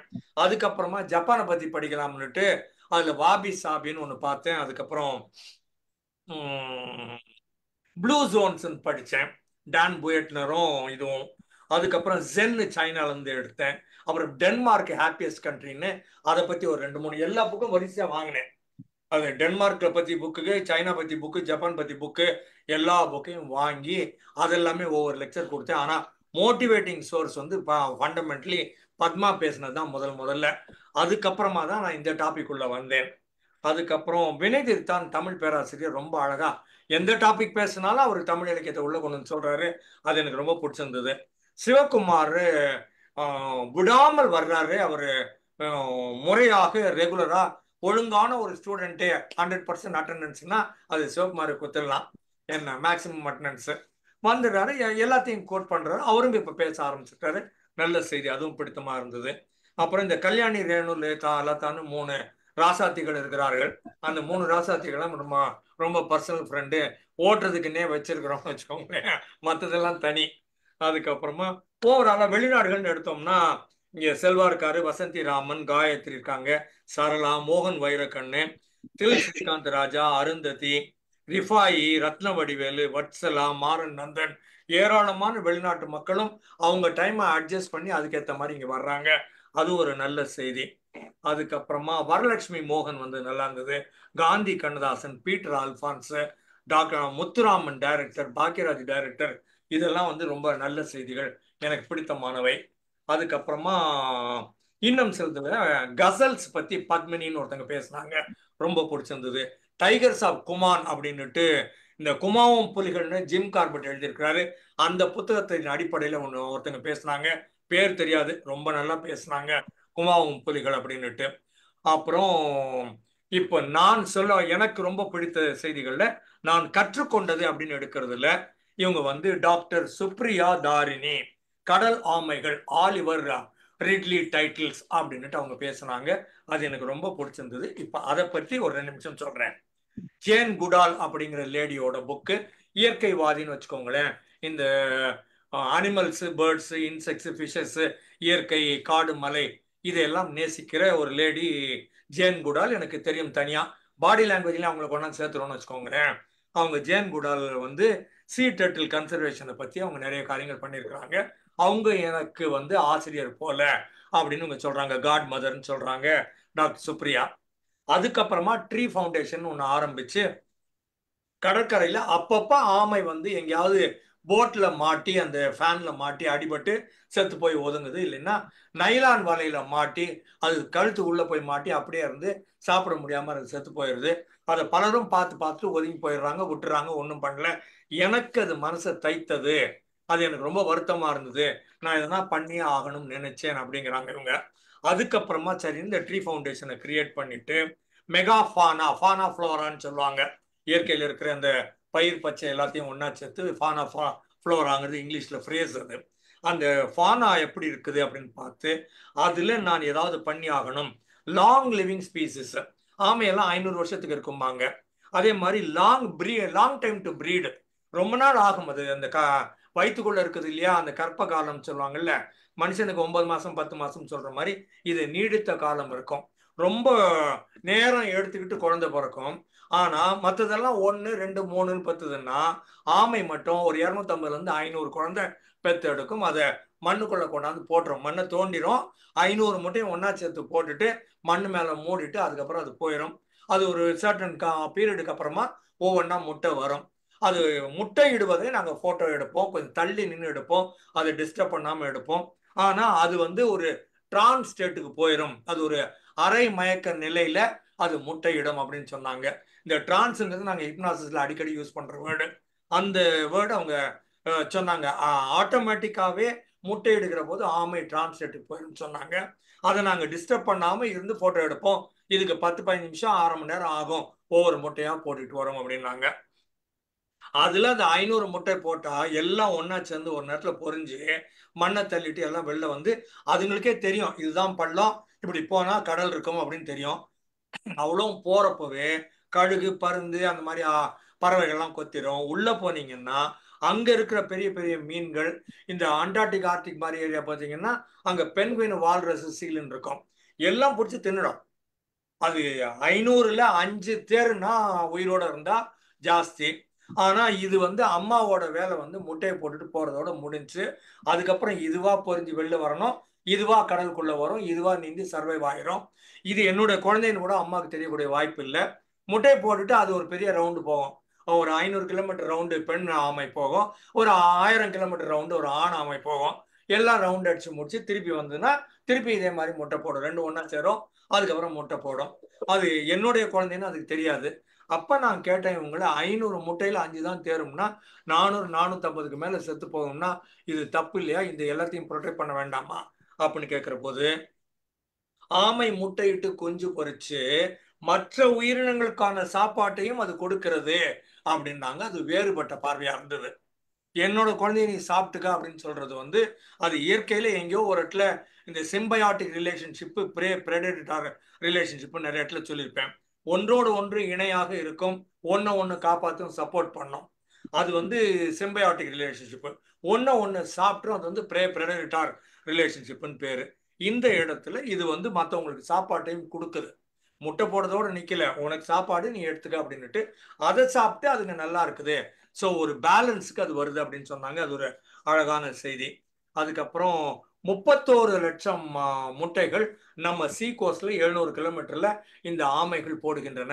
ஆலிவர் ரிட்லி டர்ட்டில், அது கிரீன் டர்ட்டில்னு இன்னொன்று இருக்குது, இன்னொன்னு ஒன்று சொன்னாங்க. ஹேண்ட் ஸ்கில் பில் அப்படின்னுட்டு இன்னொன்று இருக்குதுன்னாங்க. இங்க பெரும்பாலும் ஆலிவர் ரிட்லி இருக்குது. அப்புறம் இந்த 31 லட்சத்துல 31,000 தேர்வுன்னு வச்சுக்கோங்களேன். 30,000 10,000 தேர்மா இருக்கும். இதை காப்பாத்துறதுக்காக இந்த 700 கிலோமீட்டர் சீ கோஸ்ட்ல 363 லோக்கல் கம்யூனிட்டி சேர்த்திருக்கிறாங்க. Fisherman community. நம்ம ரொம்ப ஈஸியா வலைங்கன்னு சொல்லிடுறோம், மீன்காரன்னு சொல்லிடுறோம். என்ன அதெல்லாம் அயோத்தியா குப்பம் பக்கத்துல இருப்பாங்க, புடுப்பா, நமக்கு அவங்களுக்கு சம்மந்தம் இல்லை அப்படின்னு சொல்லிட்டு போயிடுறோம். ஆனா இவங்க என்ன பண்றாங்க, அவங்களோட சேர்ந்து கம்யூனிட்டி கிரியேட் பண்றாங்க. அதுக்கப்புறமா forest department, fisheries department, marine police department, Indian cost card department 4 பேரோடையும் பேசி, இந்த மீனவர்களோடையும் பேசி இந்த ஆமையை காப்பாத்துறது எப்படி, அதுக்கு நான் உள்ள வர்றேன் அப்படின்னு சொல்றாங்க. ஒரு லேடியாக இருந்துட்டு மற்ற எல்லாரும் பண்ற வேலையை விட்டுட்டு இப்ப நாங்க மகாபலிபுரம் போனோம். அங்கங்க காலையில நிறைய சுத்தணும். ஸ்ரீஷோர் டெம்பிள்னு ஒன்னுத்துக்கு போகலாம்னு உள்ள போனோம். பை த டைம் எல்லாரும் எக்ஸாஸ்டடு, அநியாயத்துக்கு வெயில், கிட்டத்தட்ட 11:30 மணி வெயில். அப்போ டெசிஷன் எடுத்தோம், வானா இனிமே பார்க்க வேணாம், நம்ம திரும்பி போயிடலாம், வா ரொம்ப வெயிலா இருக்குது அப்படின்னு சொல்லி திருப்பி வந்துட்டோம். ஒரே ஒரு நாள் மகாபலிபுரத்துல ஒரு 2 ஹவர் ரவுண்ட் அடிச்சு வெயில் அடிச்சு திருப்பி வந்தா இந்த லேடி டாக்டர் சுப்ரியா தாரிணிங்கிறவங்க ஒவ்வொரு நாளும் வெயில்ல, இந்த மணல்ல, இந்த கடல்ல, இவங்க என்ன ஏசி போட்ட போட்லயா போறாங்க, கட்டு மரம் தம்மா தோண்டு போட்டு இதுல போறாங்க. கூட இருக்கிற அவ்வளவு மீனவர்களும் அவ்வளவு கோஆபரேட்டிவா இருக்கிறாங்க. எல்லாரும் நண்பர்கள். ரொம்ப ரொம்ப பாதுகாப்பான இடம். நான் பிளாட்ஃபார்ம்ல ரோட்ல நடந்து போறது வேணா அச்சப்படுவேனே தவிர கடல்ல படகுல இவங்களோட போறதுக்கு துளி கூட அச்சப்பட மாட்டேன். எங்க ஹஸ்பண்ட் ரொம்ப அண்டர்ஸ்டாண்டிங்கோட இருக்கிறாரு. எங்க இருக்கிறீங்க அப்படின்னு கேட்பாங்க. நைட்டு 12 மணிக்கு நான் ஒரு 4 குப்பம் தாண்டி 5வது தீவுல இருக்கிறேன்னு சொன்னா, சரி வேலையை முடிச்சுட்டு வா அப்படிம்பாங்க. நான் அவங்களோட பேசிட்டு அதுக்கப்புறமா வருவேன். என்னை அவ்வளவு நல்லா பார்த்துக்குவாங்க. எல்லா மீனவர்களுக்கும் என்ன தெரியும். அவங்க நான் ஆமையை காப்பாத்துறதுக்காக இவ்வளவு வேலை செய்யறேன்னு தெரியும். அதை அவங்களுக்கு சொல்லி கொடுத்து டீச் பண்ணி, அவங்க மட்டும் இல்லை, அவங்க குழந்தைகள் இருக்காங்க இல்லையா, அவங்களையும் கொண்டு வந்து ஆமை இந்த நேரத்துல இந்த 5 மாசம் வரும். அந்த 5 மாச காலம் வர்ற போது அதுக்கேற்ற மாதிரி சாப்பாடு, மணல்வெளி, அதுக்கேற்ற மாதிரி அது முட்டையிடுவதற்கான இடம், அதுக்கான ஒரு கேட் மாதிரி ஒன்று போட்டு மற்றவங்க வராம தடுப்பு, இது எல்லாம் இவங்களா வாலண்டரியா மீனவர்கள் பண்றாங்க. அதுக்கான என்கரேஜ்மெண்ட்டை இவங்க கொடுக்குறாங்க. அதுக்கு இந்த 4 டிபார்ட்மெண்ட் சப்போர்ட்டையும் இவங்க வாங்கிக்கிறாங்க. அவ்வளவு பேரோடையும் பேசுறாங்க. ரொம்ப ஈஸியா ஆபீசர்ஸ், மேனேஜர்ஸ், சேல்ஸ், மார்க்கெட்டிங் அப்படின்னு பண்ணிட்டு போயிடலாம்.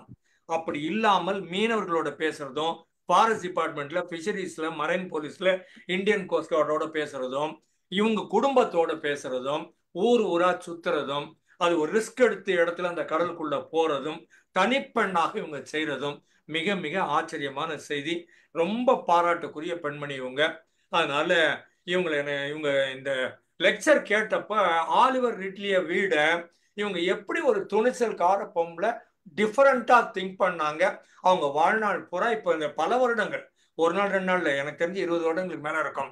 More than 20 years dedicated to sea, dedicated to turtles and connected to the low-lying people, connected to police level authorities who we normally do not interact with. அவங்களோட connectivity வச்சுட்டு இவங்க இந்த காரியத்தை இவ்வளவு சிறப்பா பண்றாங்க. இவங்களுக்கு ஒரு மனநிறைவு இருக்குது, இவங்களுக்கு சப்போர்ட்டுக்கு அவங்க எல்லாம் வர்றாங்க. இது ஒரு புதுவிதமான உலகமாக இருக்கிறது. நாம பார்க்குற இந்த பிளாட் சர்ஃபேஸ்ல, இந்த ஆபீஸ் பில்டிங்ல, இந்த பணம் பண்ற மார்க்கெட்டிங் ஏரியால, ப்ரொடக்ஷன் ஏரியால இல்லாம ஒரு டிஃபரெண்டான ஏரியா. அதனால இந்த டாக்டர் சுப்ரியா தாரிணி அவர்களுக்கு என்னுடைய வாழ்த்தும் பாராட்டும் நன்றியும் வணக்கமும் நிறைவு செய்கிறேன். சூப்பர். அதாவது ஒரு நல்ல சப்ஜெக்ட் எடுத்து பேசுனீங்க சார் நீங்க. உண்மைதான். Very good subject. அதாவது எல்லாருக்கும் தெரியாத, பலருக்கு புதுசா நம்ம பேர் பலருக்கு தெரியாது. ஒரு அருமையான சப்ஜெக்ட். அது வந்து நம்ம நம்ம தளத்துல பேசின ஒரு சப்ஜெக்ட்ல ரொம்ப ரொம்ப அருமையான சப்ஜெக்ட். அறிவுபூர்வமான விஷயம். எவ்வளவு பேர் எவ்வளவு விஷயம் நம்ம நம்ம அதாவது மனிதர்களை விட்டுட்டு மிருகங்களுக்காக எவ்வளவு அளவுக்கு பாடுபடுறாங்க, அதான் கடல் வாழ் உயிரினங்களுக்காக எவ்வளவு பேர் பாடுபடுறாங்க, இந்த மாதிரிலாம்ன்றது வந்து ஒரு ஒரு அறிய வேண்டிய செய்தி. அந்த செய்தி நம்ம தளத்துல இருக்குது. அதை நீங்க இன்னைக்கு பேசுனதுல உருப்படியா நம்ம நேத்து சொன்ன சப்ஜெக்ட்ல எல்லாரும் நிறைய பேசினாங்கன்ற பட்சத்துல இன்னைக்கு நீங்க ஒரு கொடுத்த ஒரு தகவல், இது உண்மையான ஒரு திரும்பி பார்க்க வச்ச விஷயம். மலரும் நினைவுகள்ல சிறந்த ஒரு மலரும் நினைவா நான் நினைக்கிறேன். மகிழ்ச்சி. மறுபடியும் ஒரு கைத்தட்டல் உங்களுக்கு. இல்ல, கிட்டத்தட்ட 99% மெசேஜ் எனக்கு புதுசுங்க. ஹாலிவுட் இட்லி டர்ட்டில் இருக்க தெரியும், அது நிறைய முட்டை இடம் தெரியும், அவ்வளவுதான் தெரியும். 99% எனக்கு புது. இல்ல, நம்ம எல்லாருக்குமே அன்னைக்கு அந்த அம்மா சொன்ன செய்திகள்ல எதுவும் பெருசா தெரியாது. ஆமையை பத்தி தெரியும் கொஞ்சம், பட் என்ன அவங்க சொன்ன செய்திகள்லாம் பெருசா தெரியாது. அருமை, நன்றி நன்றி. டார்டாய்ஸுக்கும் டர்ட்டிலுக்குமே எனக்கு வித்தியாசம் தெரியாதுங்க. டார்டாய்ஸ் கரையிலேயே இருக்கும், டர்ட்டிலுங்கிறது கடல்ல நீந்தோம். பின்னால்தான் தெரியும். எனக்கு கூட தெரியாது, எனக்கு கூட தெரியாது. ரெண்டும் ஒரே விஷயம் தான் நினைச்சுங்க. டாடாய்ஸ் சொன்னாலும் நம்ம கண்ணில் படுறது ஆமைதான், டாட்டில்னாலும் ஆமைதான். பட் வித்தியாசம்ன்றது அந்த அம்மா சொன்ன பிறகுதான் நமக்கு தெரிஞ்சுது. எவ்வளவு பெரிய செய்தி தெரியுமா அது உண்மையாவே. அமுதா மேடம் ரெடியா?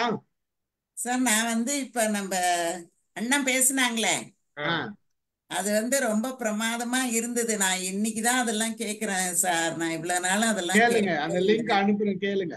ஆமா, ரொம்ப நல்லா இருந்தது. நல்ல செய்தி, அருமையான ஒரு செய்தி கொடுத்தாங்க. ஆமா, ரொம்ப நல்லா இருந்தது, ரொம்ப சிறப்பா இருந்தது.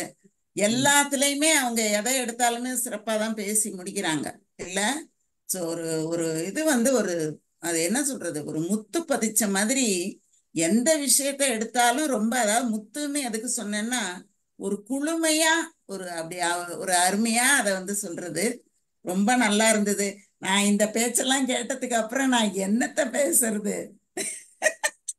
அப்படி இல்ல, எல்லாருக்கும் ஒவ்வொரு தனித்தனி பாணி இருக்குல்ல, ஒவ்வொருத்தருக்கும் ஒரு ஸ்டைல், தனித்தனியான ஸ்டைல்.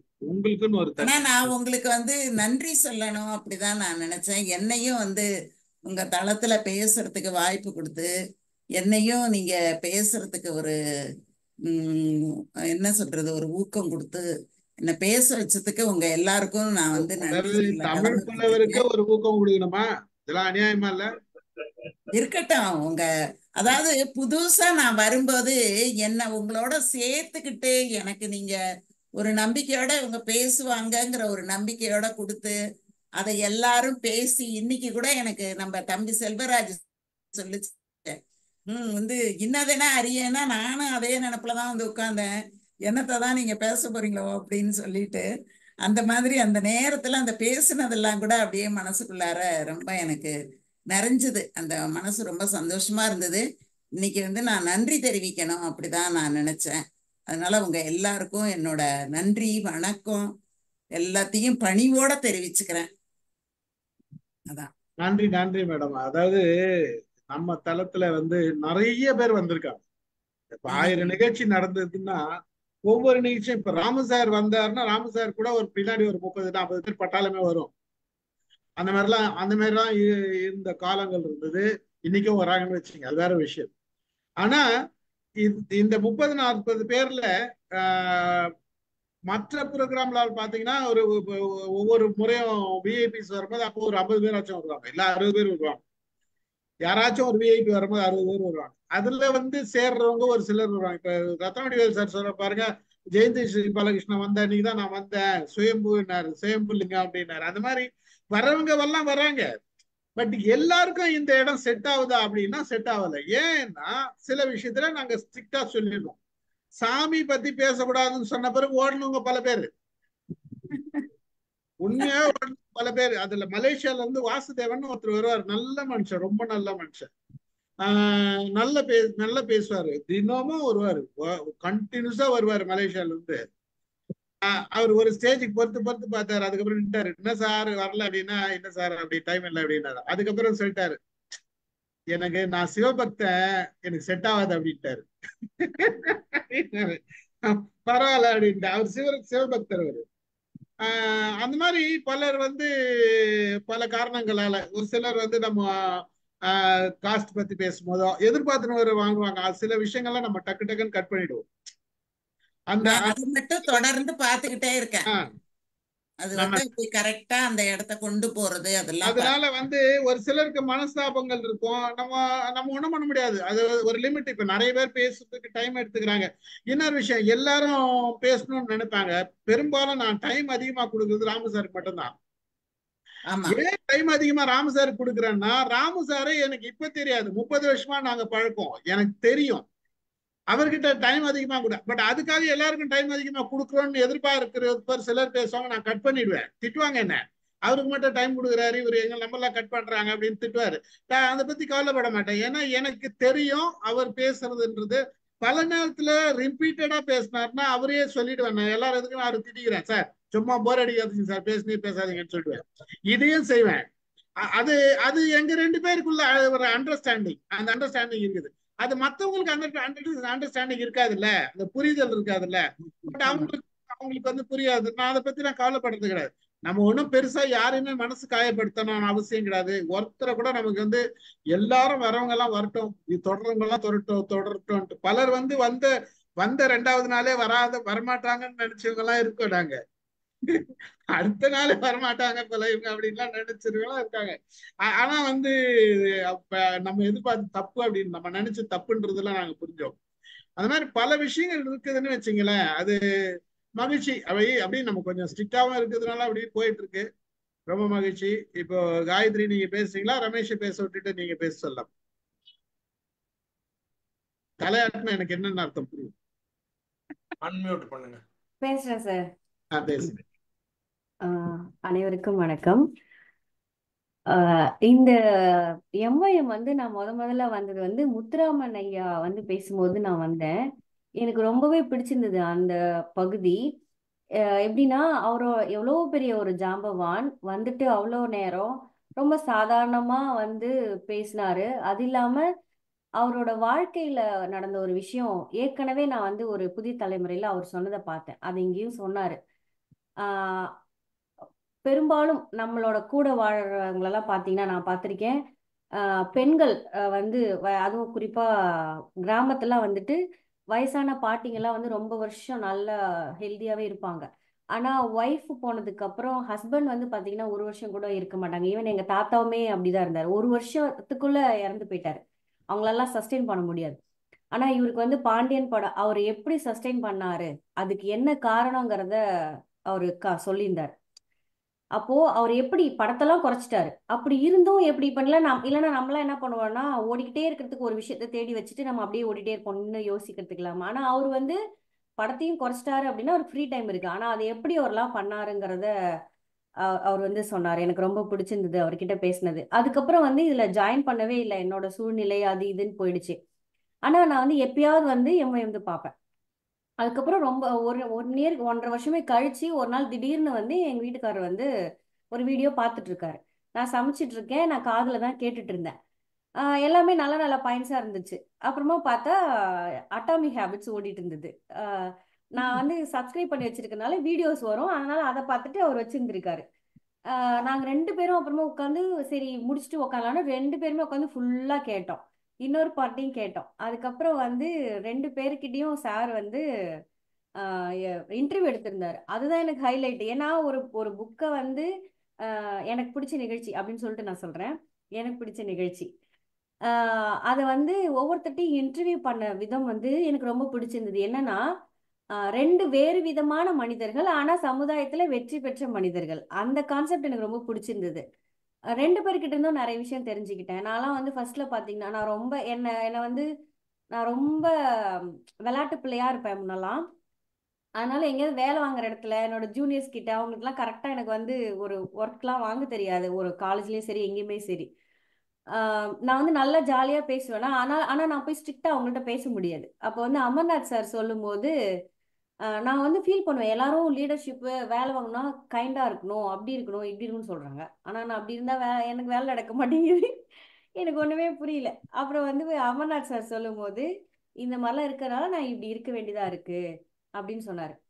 அப்புறம் நல்லுசாமி சாரை பார்த்தா அவரு என்ன மாதிரி இருக்காரு, ஆனா அவரும் சக்சஸ்ஃபுல்லா இருக்காரு. அவருக்கு வந்து ஒய்ஃப் வந்து ரொம்ப அவருக்கும் வந்து ஃபேமிலி சாருக்கு அமர்நாத் சாருக்கு மாதிரி அவருக்கும் ஒய்ஃப் வீடு எல்லாமே சப்போர்ட் இருக்கு. ஆனா அவர் ஜாலியா இருக்காரு. அப்புறம் நான் இதுல இருந்து தெரிஞ்சுக்கிட்டது என்னன்னா, எல்லா விஷயமுமே வந்து இருக்கணும். அமர்நாத் சார் மாதிரி இருக்கணும், நல்லுசாமி மாதிரி இருக்கணும், நல்லுசாமி சார் மாதிரி இருக்கணும். ஆனா நம்மளுக்கு எது செட் ஆகுன்றதை நம்ம கண்டுபிடிக்கணும். ஆனா அதுக்கு ஒரு ஹேபிட்ஸ்ன்றது ஒரு ரெகுலரா இருந்தா மட்டும்தான் அதை பண்ண முடியும்.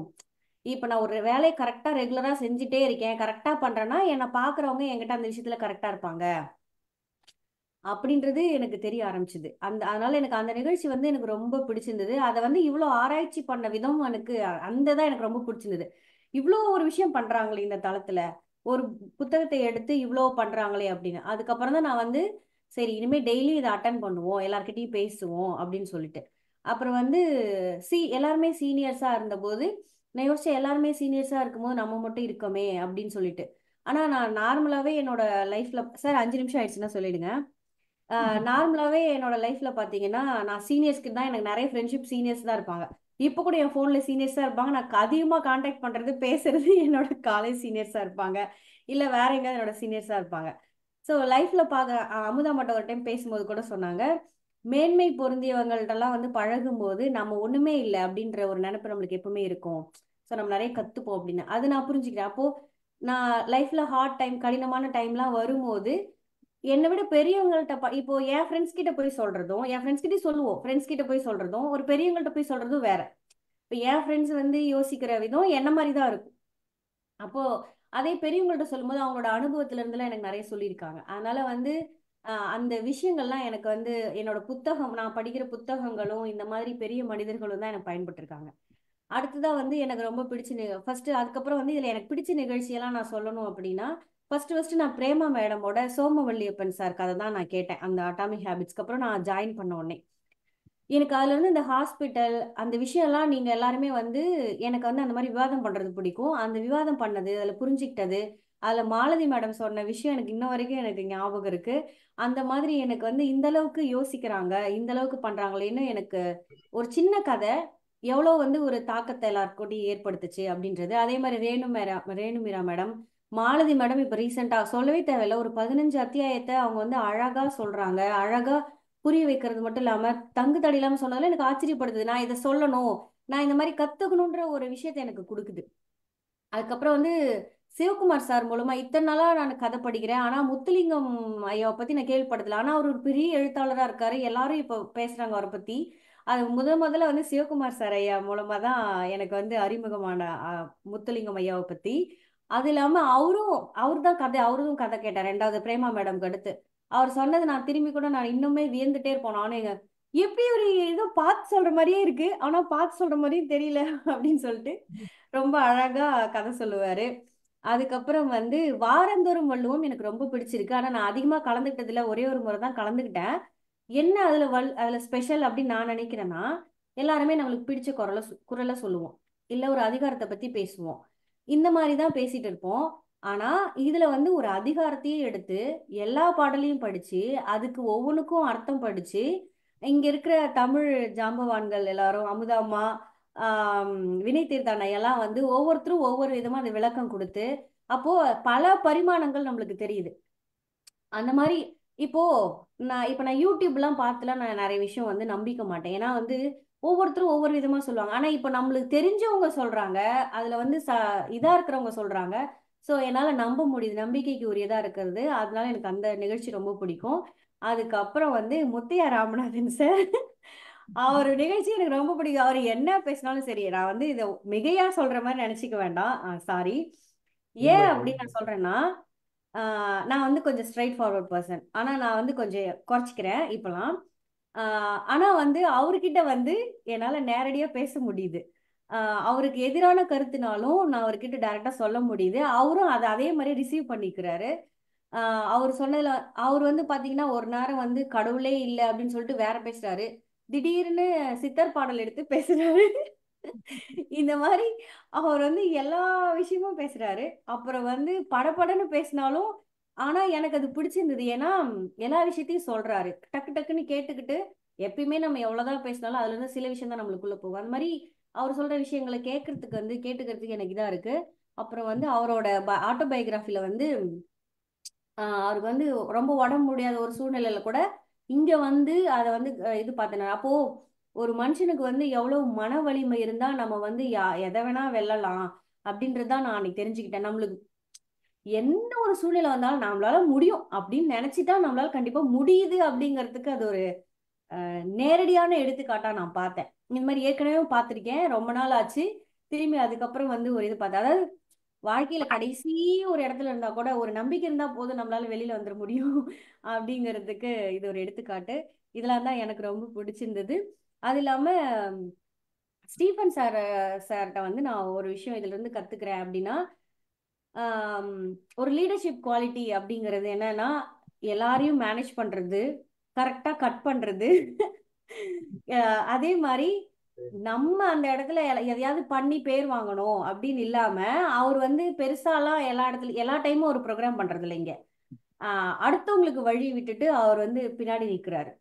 ஒரு பெரிய அவங்க வந்திருக்கும் போது கூட ஒரு கேள்வி கேட்கறது இல்ல. நான் அந்த அதில் நான் பாக்குறேன். ஸோ ஒரு லீடர்ஷிப் குவாலிட்டிங்கிறது எல்லா இடத்துலயும் நம்ம இருக்கணும்னு அவசியம் இல்லை. ஒரு கரெக்டா மெயின்டைன் பண்ணி நம்ம பேக்ல இருக்கிறது ஒரு லீடர்ஷிப் குவாலிட்டி. அதே மாதிரி இத்தனை பேரையும் வந்து ஒரு டெய்லியும் அட்டன் பண்றதுங்கிறது ஒரு பெரிய விஷயம். 1000 நிகழ்ச்சியும் இத்தனை பேரை வச்சு கொண்டு வந்திருக்குங்க ஒரு பெரிய விஷயம். அப்ப அந்த லீடர்ஷிப் குவாலிட்டியால தான் இது நடந்திருக்கு. ஸோ அதையும் நான் இதுல இருந்து கத்துக்கிறேன். ரொம்ப நன்றி வாய்ப்பளித்தமைக்கு. மகிழ்ச்சி, நன்றி காயத்ரி. காயத்ரி வந்து நமக்கு கிடைச்ச ஒரு இன்னொரு ஒரு நல்ல ஒரு டிட்டர்மின் பர்சன், ஒரு ஜெம் பர்சன். நமக்கு அதாவது நான் ரொம்ப நாளா எதிர்பார்த்தேன், யாருன்னா ஒருத்தர் டிவி நியூஸ் வாசிக்கணும், யாருன்னா மாட்ட மாட்டாங்களா அப்படின்னு எதிர்பார்த்தேன். மாட்டேங்கிறாங்க வந்து போட்டுட்டீங்க.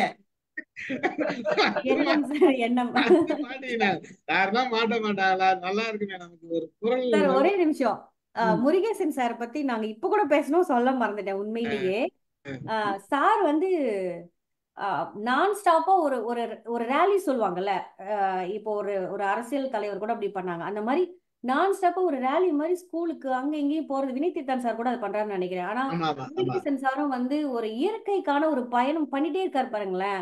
சார் நான் பார்த்ததும் சொல்லல, உண்மையிலே நான் மறந்துட்டேன். அந்த விஷயம் வந்து எனக்கு ரொம்ப வியப்பா இருக்கு. இவ்வளவு நான்லாம் இப்ப வந்து அப்படின்ற மாதிரி போயிடுவோம் நம்மலாம். அவர் வந்து லைனா அது இங்க போனன்றாரு, அங்க போனன்றாரு. அதே மாதிரி இங்க என்ன விஷயம் பேசினாலும் அவருக்கு எல்லாமே தெரியுது. ஆனா எனக்கு தெரியும்னு வந்து எங்கேயுமே ஒரு இடத்துல கூட வந்து அவர் சொல்றது இல்லை. முன்னாடி அவர் பேசும்போது நம்ம தெரிஞ்சுக்கிறோமே தவிர எனக்கு தெரியுது அப்படின்னு கூட அவர் காமிச்சிக்கிறதுல. ஆனா அவருக்கு எல்லா விஷயங்களும் தெரியுது. ஏன்னா நிறைய இடத்துல இந்த புறா பேர்ட்ஸை பத்தி ஒரு பொண்ணு வந்துச்சு, அதை பத்தி சொல்ல மாட்டேன். பேர்ட்ஸ் பத்தி ஒரு பொண்ணு வந்துச்சு.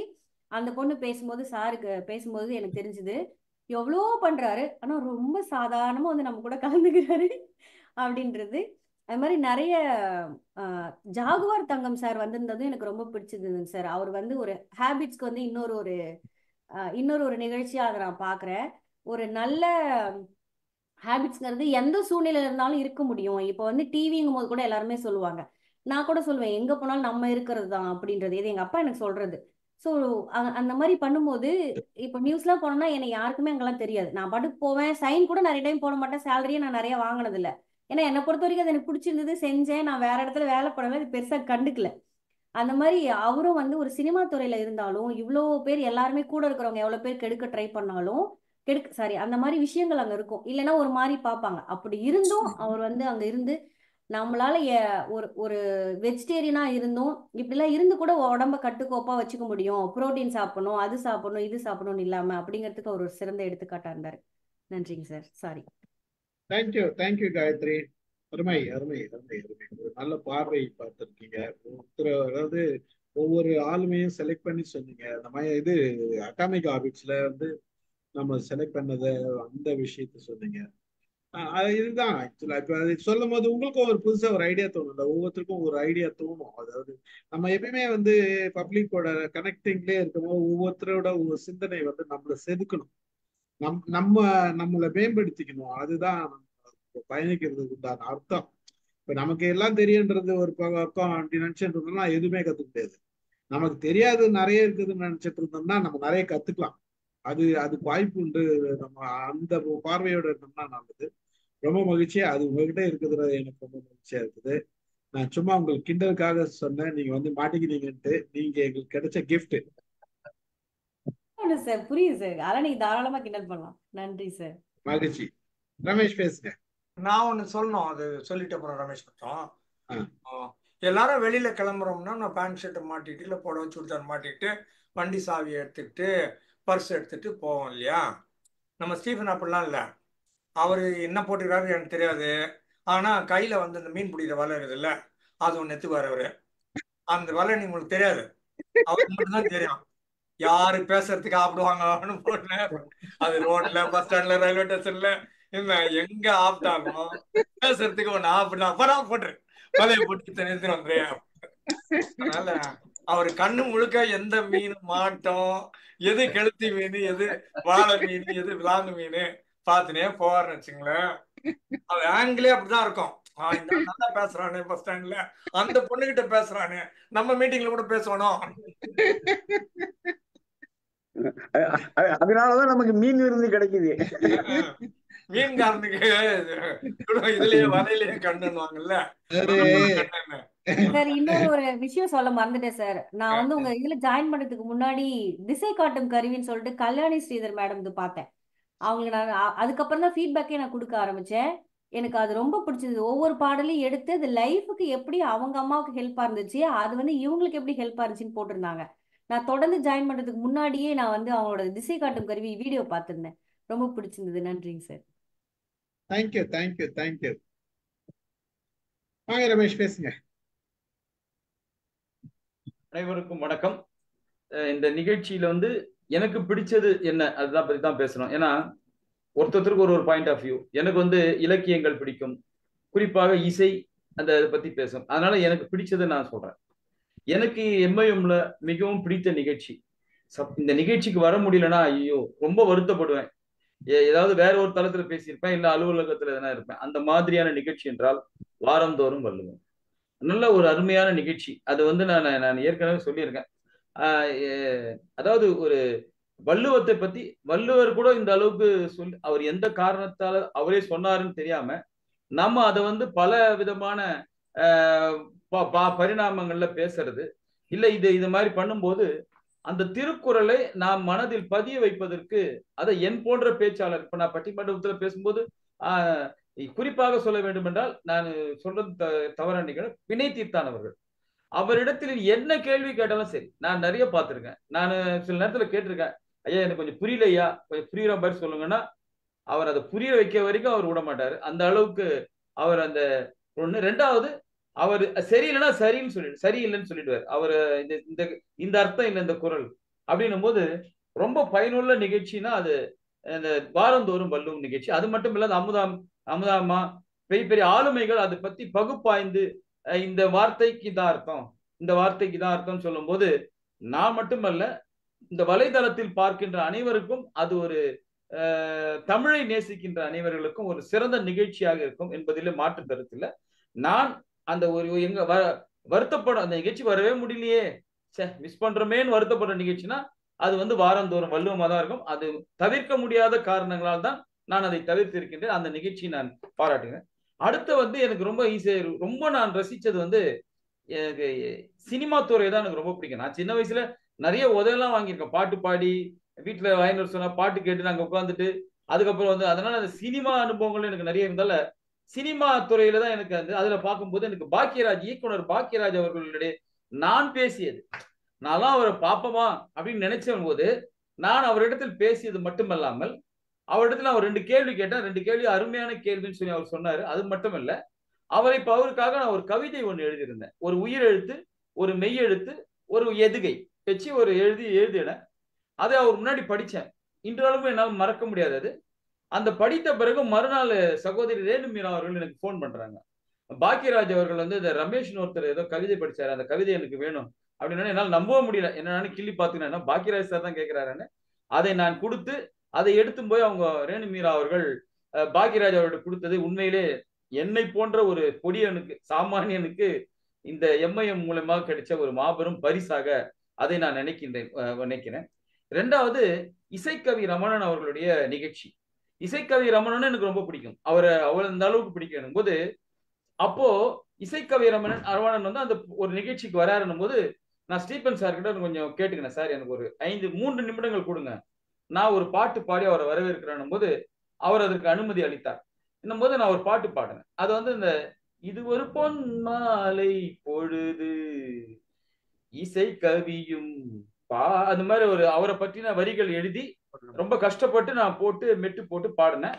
ஆனா அது என்ன எனக்கு ஒரு சந்தோஷம்னா, அந்த பாடி முடிச்சவொடனே அவர் என்ன சொன்னாருன்னா, எனக்கு இன்னும் ஞாபகம் இருக்கு, எப்பா நீ பாடினியதில்ல, அமெரிக்கால இருந்து என்னுடைய தங்கை கேட்டுட்டு அருமையான லிரிக்ஸ், அருமையா பாடல் அப்படின்னாரு. அதனால கண்டிப்பா நான் வாழ்த்துறனாலும் என் தங்கைக்காக நான் வாழ்த்துனேன், அருமையா இருந்ததுன்னு சொல்லிட்டு ஒரு வாட்டியும் என்னை வந்து ரொம்ப அன்னோனி, அவரெல்லாம் நான் பார்க்கவே முடியாது அந்த ஆளுமைக்கெல்லாம்.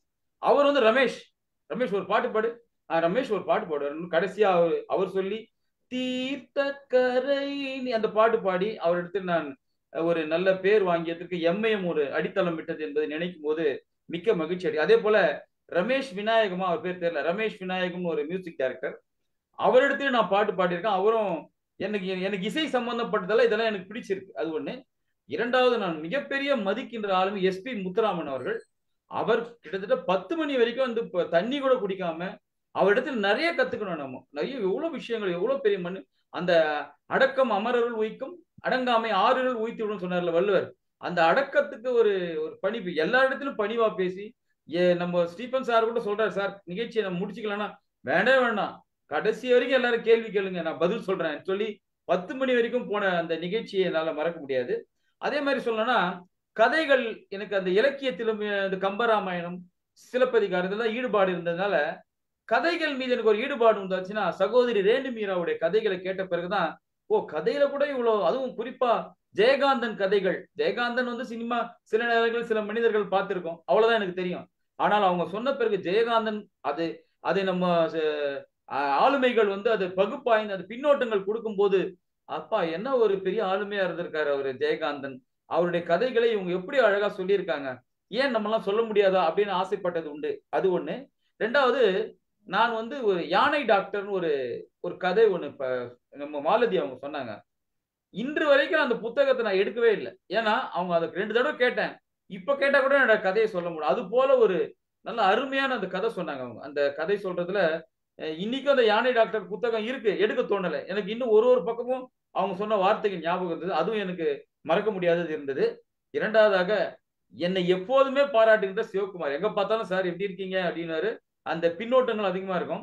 அவரிடத்தில் நான் வியந்தது 60-70 பக்கத்தை உள்வாங்கிக்கின்னு, ஒரு எப்படி சொல்றாங்க, சூரியனிடத்திலிருந்து உள்வாங்கி சந்திரன் எப்படி ஒரு வெண்மையான கதிர் கொடுக்குது, வெப்பமான, அது போல அது அந்த ஆசிரியர்கிட்ட இருந்து வாங்கி இவர் அது புரியுற மாதிரி சொல்லும் போது, இவரை போலலாம் நம்ம இந்த மாதிரி நம்மளும் கத்துக்கணுமே என்ற ஆளுமைகள். குறிப்பாக கடைசியா சொன்ன அந்த தம்புரான் கதை, அது உண்மையிலேயே எனக்கு கண்ணில் நீர் வர வைத்து விட்டது. அது அவர் சொன்ன விதம், அதுக்காகவே சிவகுமார் சான் அந்த கதைகள் பிடித்திருந்தது.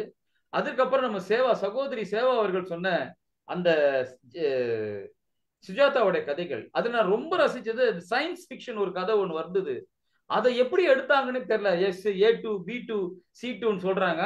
அதை கொண்டு வந்து அதை எடுத்து பேசுவதற்கு ஒரு நல்ல தைரியம் வேணும். அதை எடுத்துன்னு வந்து நமக்கு எல்லாம் புரியுற மாதிரி சொல்லி அந்த கதையை நம்ம முன்னாடி பதிக்க வைக்கும் போது, கதை சொல்றதுல கூட இந்த அளவுக்கு இருக்கோ கதையில கூட இலக்கியங்கள், இலக்கணங்கள், இலக்கியத்தோட மற்ற பாடல்களோட கதையிலயும் இந்த மாதிரி ஒரு ஈடுபாடு நிறைய இருக்கு போல இருக்கு அப்படின்னு தெரிஞ்சுக்க எம்ஐஎம் மிக சிறப்பாக இருந்தது. அதுக்கப்புறம் நான் ரொம்ப ரசித்தேன்னா, ஒரு தடவை ஸ்டீபன் சார் எனக்கு போன் பண்ணாரு, இன்னைக்கு நிகழ்ச்சியே இல்லை ரமேஷ், கேன்சல் பண்ணலான்னு. இல்லை சார், ப்ரோக்ராம் பண்ணலாம் சார். என்ன சார், நீ பண்ணலாம் சார், நான் பாட்டு பாடுறேன் சார். நான் ஒருவன் மட்டும் பாடினேன். நான் ஒருவன் மட்டும் பாடி என் தொண்டையே கட்டிக்கிச்சு. ஆனா எல்லாரும் பாராட்டினாங்க அந்த பாட்டு நிகழ்ச்சி. அதை என்னால் மறக்க முடியாது. ஏன்னா நான் எந்த ஒரு ப்ரிப்பரேஷனுமே இல்லை இன்னும் போது, சரி சார் நிகழ்ச்சி இல்லும் போது ஏன் சார் நிகழ்ச்சி இல்லாம கட் பண்றீங்க, நான் வந்து நிகழ்ச்சி வச்சுக்கலாம் சார் சொல்லி பாடி எல்லா வகை பாடல்களும் பாடி அவங்க எல்லாரும் சொன்னது, நீங்க பாடுறீங்க பேசுறீங்க, நல்லா இருந்து சொன்ன அந்த நிகழ்ச்சியை என்னால் மறக்க முடியாது. அதே மாதிரி இந்த சுபாஷ் சந்திர போஸை பத்தி நம்ம பத்மா அமர்நாத் அவர்கள் ஒரு இது கொடுத்தாங்க. நிறைய விஷயங்கள் அந்த அவர் எப்படி இருந்தாரு, சுபாஷ் சந்திர போஸ் எப்படி வந்து அந்த நாட்டுக்காக எப்படி பண்ணாரு, உண்மையாக நடந்தது என்ன, நம்ம வந்து சுபாஷ் சந்திர போஸுடைய திரை விலக்கி வேற இடம் இருக்கோம், அது என்ன நடந்தது அப்படின்னு அந்த சுபாஷ் சந்திர போஸை பத்தி பத்மா அமர்நாத் அவர்கள் சொன்னாங்க. அப்புறம் இறுதியாக நேரத்தை நான் வீணடிக்க இறுதியான வந்து நம்ம அமுதாம்மா அந்த எனக்கு பிடிச்ச கம்பராமாயணத்து பகுதியில ஒரு ரெண்டு பாடல்களை வைத்து அந்த வரிக்கு வரி போட்டு அதை விளக்கினது வந்து இன்னும் கூட எனக்கே ஒரு 50-60 கம்பராமாயண பாடல்கள் தெரியும், திருக்குறள் தெரியும். இருந்தாலும் அவர்கள் சொன்ன விதம் என்னை பிரமிப்பாக வைத்தது. கம்பராமாயணத்தை ஒரு பாடலை வைத்து கூட 1/2 மணி நேரம் பேசலாம். அப்படின்ற போது ஒரு பாடலுக்கும் இன்னொரு பாடலுக்கும் கம்பர் எப்படி இந்த வார்த்தைகளை போட்டிருக்கிறார், அந்த வார்த்தைகளை போட்டு கம்பர் எப்படி இதற்கு விளக்கம் கொடுத்திருக்கிறார் சொல்லி அமுதாம்மா சொன்னது வந்து ரொம்ப நல்லா இருந்தது. மற்றபடி அதாவது எம்ஐஎம்ல போற குதிரைகள் எல்லாமே வந்து எல்லா குதிரையுமே சரியா போக்கும்போது ஒரு சில குதிரைகள் மூக்கு நிட்டுது, அதுதான் ஃபர்ஸ்ட் பிரைஸ் தருவாங்கன்ற மாதிரி அந்த குதிரைகளை பத்தி தான் நான் பேச தவிர மற்றவர்கள் எல்லாம் இதற்கு இழைத்தவர்கள் அல்ல, எல்லோருமே சரிசமமாகத்தான் செய்தார்கள். எனக்கு நேரம் குறைவாக இருந்ததால அதனால் எனக்கு பிடித்த பகுதிகளை நான் சொன்னேன். அதற்கு வாய்ப்பளித்தமைக்கு நன்றி பாராட்டுகிறேன். நன்றி. மகிழ்ச்சி. அருமை அருமை, நன்றி. ஒரு கைத்தட்டலாம், எல்லாரும் கைத்தட்டலாம்.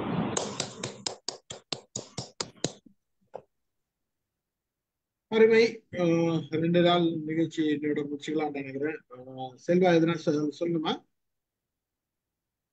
இல்லை சார், ஜஸ்ட் நான் வந்து எல்லாரும் சொல்றதையும் கேட்கலான்ட்டு அப்பப்போ போயிட்டு வந்துட்டு இருக்கேன். மகிழ்ச்சி. ரவி சார் வேற மீட்டிங் வந்து வாங்க. அது ரவி போயிட்டு சார் வந்திருக்காரு.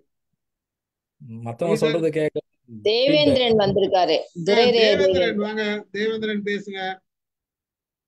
வணக்கம் சார். வணக்கம், எப்படி இருக்கீங்க? நல்லா இருக்கு சார். சொல்லுங்க. நீங்க ஏதாச்சும் நீங்க கேட்டுக்க மாட்டீங்க எதையும்? இல்ல, இப்பதான் சார் வந்தேன் நானு. நம்ம தேவேந்திரன் அருமையான அதாவது நிறைய கெஸ்ட் கூப்பிட்டு வந்திருக்காரு. அதுல வந்து எந்த விதமான சந்தேகமும் இல்லை. ரேணுமீரா கூப்பிட்டு வந்தாங்கன்னா அதுக்கு முன்னாடி நிறைய பேரை கூப்பிட்டு வந்து தேவேந்திரன் தான் நம்ம தளத்துக்கு. அவருக்கு ஒரு பாராட்டு, வாழ்த்துக்கள். நம்ம ஒரு கை தட்டுவோம் அவருக்கு. நம்மோட பயணிக்கும் இளைஞர். நம்ம ப்ரொஃபைல்ல உங்கள்தான் சேர்த்திருக்கேன் நான், தெரியும், பாத்தீங்களா? என்னங்க சார்? நம்ம ப்ரொஃபைல்ல 30 பேர் இருக்கு, அதுல நீங்களும் இருக்கீங்க. ரொம்ப மகிழ்ச்சிங்க சார். ரொம்ப நீங்க மகிழ்ச்சி. பாக்கலையா? அதுக்குதான் நான் போட்டோ எல்லாம் வாங்கினேன். அப்படிங்களா? பார்க்கல சார். சரி, மறுபடியும் அனுப்புறேன். அது கொஞ்சம் ஃப்ரெஷ் அப் பண்ணிட்டு இருக்கேன் போட்டோ எல்லாம் போடுறதுக்கு. Okay sir. ரமேஷ், நீங்களும் ஒரு 3 போட்டோ அனுப்பு. ஆமா, அப்புறம் இதுல வாட்ஸ்அப்ல அனுப்புறேன். வாங்க சார், ரவி சார் வாங்க. சார், வசந்தி மேடம் எல்லாம் பேசிட்டாங்களா? வசந்தி மேடம் வரலையே. இல்ல, நேத்து பேசினாங்களான்னு கேட்டேன். இல்ல, அவங்க வரல, வேலை இருக்கு அப்படின்னு சொல்லிட்டாங்க. என்கிட்ட சொல்லிட்டாங்க அவங்க கொஞ்சம் வேலை இருக்கு, அவங்க சிஸ்டர் யூஎஸ் போறாங்க, அதனால முதல் நம்பரா வராங்க, நான் அவங்களோட பிஸியா இருக்கிறேன்னு சொன்னாங்க. பரவாயில்ல மேடம், நீங்க பாருங்க. ஓகே. இல்ல, ராம் சார்லாம் பேசிட்டாரு. ஸோ அதுக்கப்புறம் பேசுறதுக்குலாம் நம்மளுக்கு ஒரு விஷயமும் இல்லை. நீங்க பார்த்த எம்ஓஎம், நீங்க பார்த்த 1000த்துல என்ன பார்த்தீங்க? அவ்வளவுதான் சார். 1000த்துல முக்கால்வாசி பார்த்தேன்னு நினைக்கிறேன். அட்லீஸ்ட் ஒரு 60 to 70% பார்த்துருப்பேன். எப்போ முடியலையோ அப்போ தான் நான் வந்து அட்டன் பண்ணல. அண்டு முக்கியமான தலைங்க நம்ம மயில்சாமி அண்ணாதுரை, ராஜா, முத்துராமன், இதய நல்ல இவர், நம்ம ஜாக்குவார் தங்கம், அப்புறம் நம்ம இவர் ஜேம்ஸ் பெரியநாயகம், அப்புறம் நம்ம ஸ்டீஃபன் ராஜ், இந்த மாதிரி பெரிய பெரிய ஆளுங்கள்லாம் பேசுகிறதெல்லாம் கேட்கும்போது ரொம்ப நல்லா இருந்தது. அந்த மாதிரி முக்கியமான தலைங்க பேசும்போது எனக்கு கேள்வி கேட்க எனக்கு வாய்ப்பும் கொடுத்தாரு, எனக்கு அதுக்கு முன்னுரிமையும் கொடுத்தாரு. அதுக்காக ஸ்டீஃபன் சாருக்கு வந்து ரொம்ப தேங்க்ஸு. அண்டு நம்மளோட சொந்த ஆளுங்க, நம்ம வணங்கான் சிவகுமார், மாலதி மேடம், அப்புறம் Ramesh, Umabharathi madam, Jayakanthini Renu madam, Prema madam, அவங்க சொல்கிற கதைங்கள்லாம் வந்து ரொம்ப நல்லாவே இருந்தது. அண்டு இவங்கள விட்டுட்டேன், யார், சேவா. அப்புறம் நம்ம இங்கிலீஷ் ஸ்டோரிஸ்லாம் நம்ம ராமு சார் வந்து தமிழில் சொல்லும்போது ரொம்ப ரொம்ப ஈஸியாக இருந்தது அண்டர்ஸ்டாண்ட் பண்ணுறதுக்கு. ஏன்னா தமிழ் நம்ம இங்கிலீஷ் புக்கு படிக்கிறதுனால கொஞ்சம் நம்மளுக்கு அவ்வளோ இதுவாக இருக்காது. ஈவன் லேட்டஸ்ட்டாக சொன்ன ஒரு புக்கு கூட ரொம்ப நல்லா சொன்னார் நம்ம ராமு சார். ஸோ இந்த புக்ஸ் யார் பேசினாலும் அதை வந்து அட்டன் பண்ணிடுவேன். அட்லீஸ்ட் நம்ம படிக்கலனாலும் இதில் கேட்டால் நிறையா இது தெரிஞ்சுக்கலாம் அப்படின்னு சொல்லிட்டு. அண்ட் மாலதி மேடம் தான் நம்ம இதில் ஃபஸ்ட்டு கதை சொல்ல ஆரம்பித்தாங்க. அதுக்கப்புறம் தான் ரேணு மேடம், அதுக்கப்புறம் எல்லாருமே ஒவ்வொருத்தராக சொல்ல ஆரம்பித்தாங்க. பத்மா மேடம் நம்மளுக்கு தெரியும், ஆரம்பத்தில் அவங்க வெறும் அப்சர்வர் தான் இருந்தாங்க, எப்படி வளர்ந்தாங்க அப்படின்னு சொல்லிட்டு. இந்த தளத்தில் பேசின எல்லாருமே மற்ற தளத்தில் பேசுவதற்கு அழைக்கப்பட்டார்கள் என்பது இந்த எம்ஐஎம்முக்கு ஒரு மிகச்சிறப்பான ஒரு அங்கீகாரம். ஸோ அதை வந்து நான் கண்டிப்பாக இங்கே சொல்லி ஆகணும், பாராட்டி ஆகணும். நிறையா தளத்தில் வந்து இங்கே பேசுனவங்க நிறையா தளத்தில் அழைக்கப்பட்டார்கள், பேசினார்கள். அண்ட் முத்தையரமணா சார் சொன்ன வரைக்கும் இந்த அமெரிக்கன் காலேஜில் பேசுவார். அமெரிக்கன் காலேஜில் வந்து என்னன்னா ஒரு ப்ரைவேட் ட்ரஸ்ட்டில் தான் முதல்ல வந்து சர்டிஃபிகேட் கொடுத்துருந்தாங்க. அப்போ நான் ஒரு ஃபீட்பேக் கொடுக்கும்போது என்ன சொன்னேன், இதில் வந்து அமெரிக்கன் காலேஜ் பேரே இல்லை, பேர் இருந்ததுன்னா அது வந்து கொஞ்சம் வேல்யூவாக இருக்கும் அப்படின்னு சொல்லி சொன்னேன். அதுக்கப்புறம் நெக்ஸ்ட் மீட்டிங்லேருந்து அவங்க அமெரிக்கன் காலேஜ் பேரோட சர்டிஃபிகேட் இஷ்யூ பண்ணாங்க. So that added great value to முத்தையராமண்ணா sir lectures and anybody whoever is sending this thing. So ஃபீட்பேக்கில் எனக்கு கிடைச்ச ஒரு முக்கியமான பெனிஃபிட் என்னன்னா எனக்கு இந்த இதை சொல்ல நான். அதே மாதிரி இந்த சரளா மேடம் அமெரிக்கா பற்றி ஒரு வித்தியாசமான செய்திகள் சொன்னாங்க. அப்புறம் ராமு சார்கிட்ட என்ன ஒரு அட்வான்டேஜ்னா வந்து தமிழ் இங்கிலீஷ் ரெண்டுமே வந்து லாட் ஆஃப் ஒக்காபுலரி, அது வந்து நிறைய கற்றுக்கலாம். அதை ஹிப்னாட்டிக் மீட்டிங்லையும் பார்த்துருக்கேன், இங்கேயும் நான் பார்த்துருக்கேன். நிறைய செய்திகள் தமிழ்லையும் தெரிஞ்சுக்கலாம், இங்கிலீஷ்லையும் தெரிஞ்சுக்கலாம். வேர்ட்ஸ் நிறைய ஒக்காபுலரி பவர் நம்ம இன்க்ரீஸ் பண்ணிக்கலாம். அது வந்து மிகப்பெரிய அட்வான்டேஜ். அதற்காக அவருக்கு வந்து ரொம்ப இது.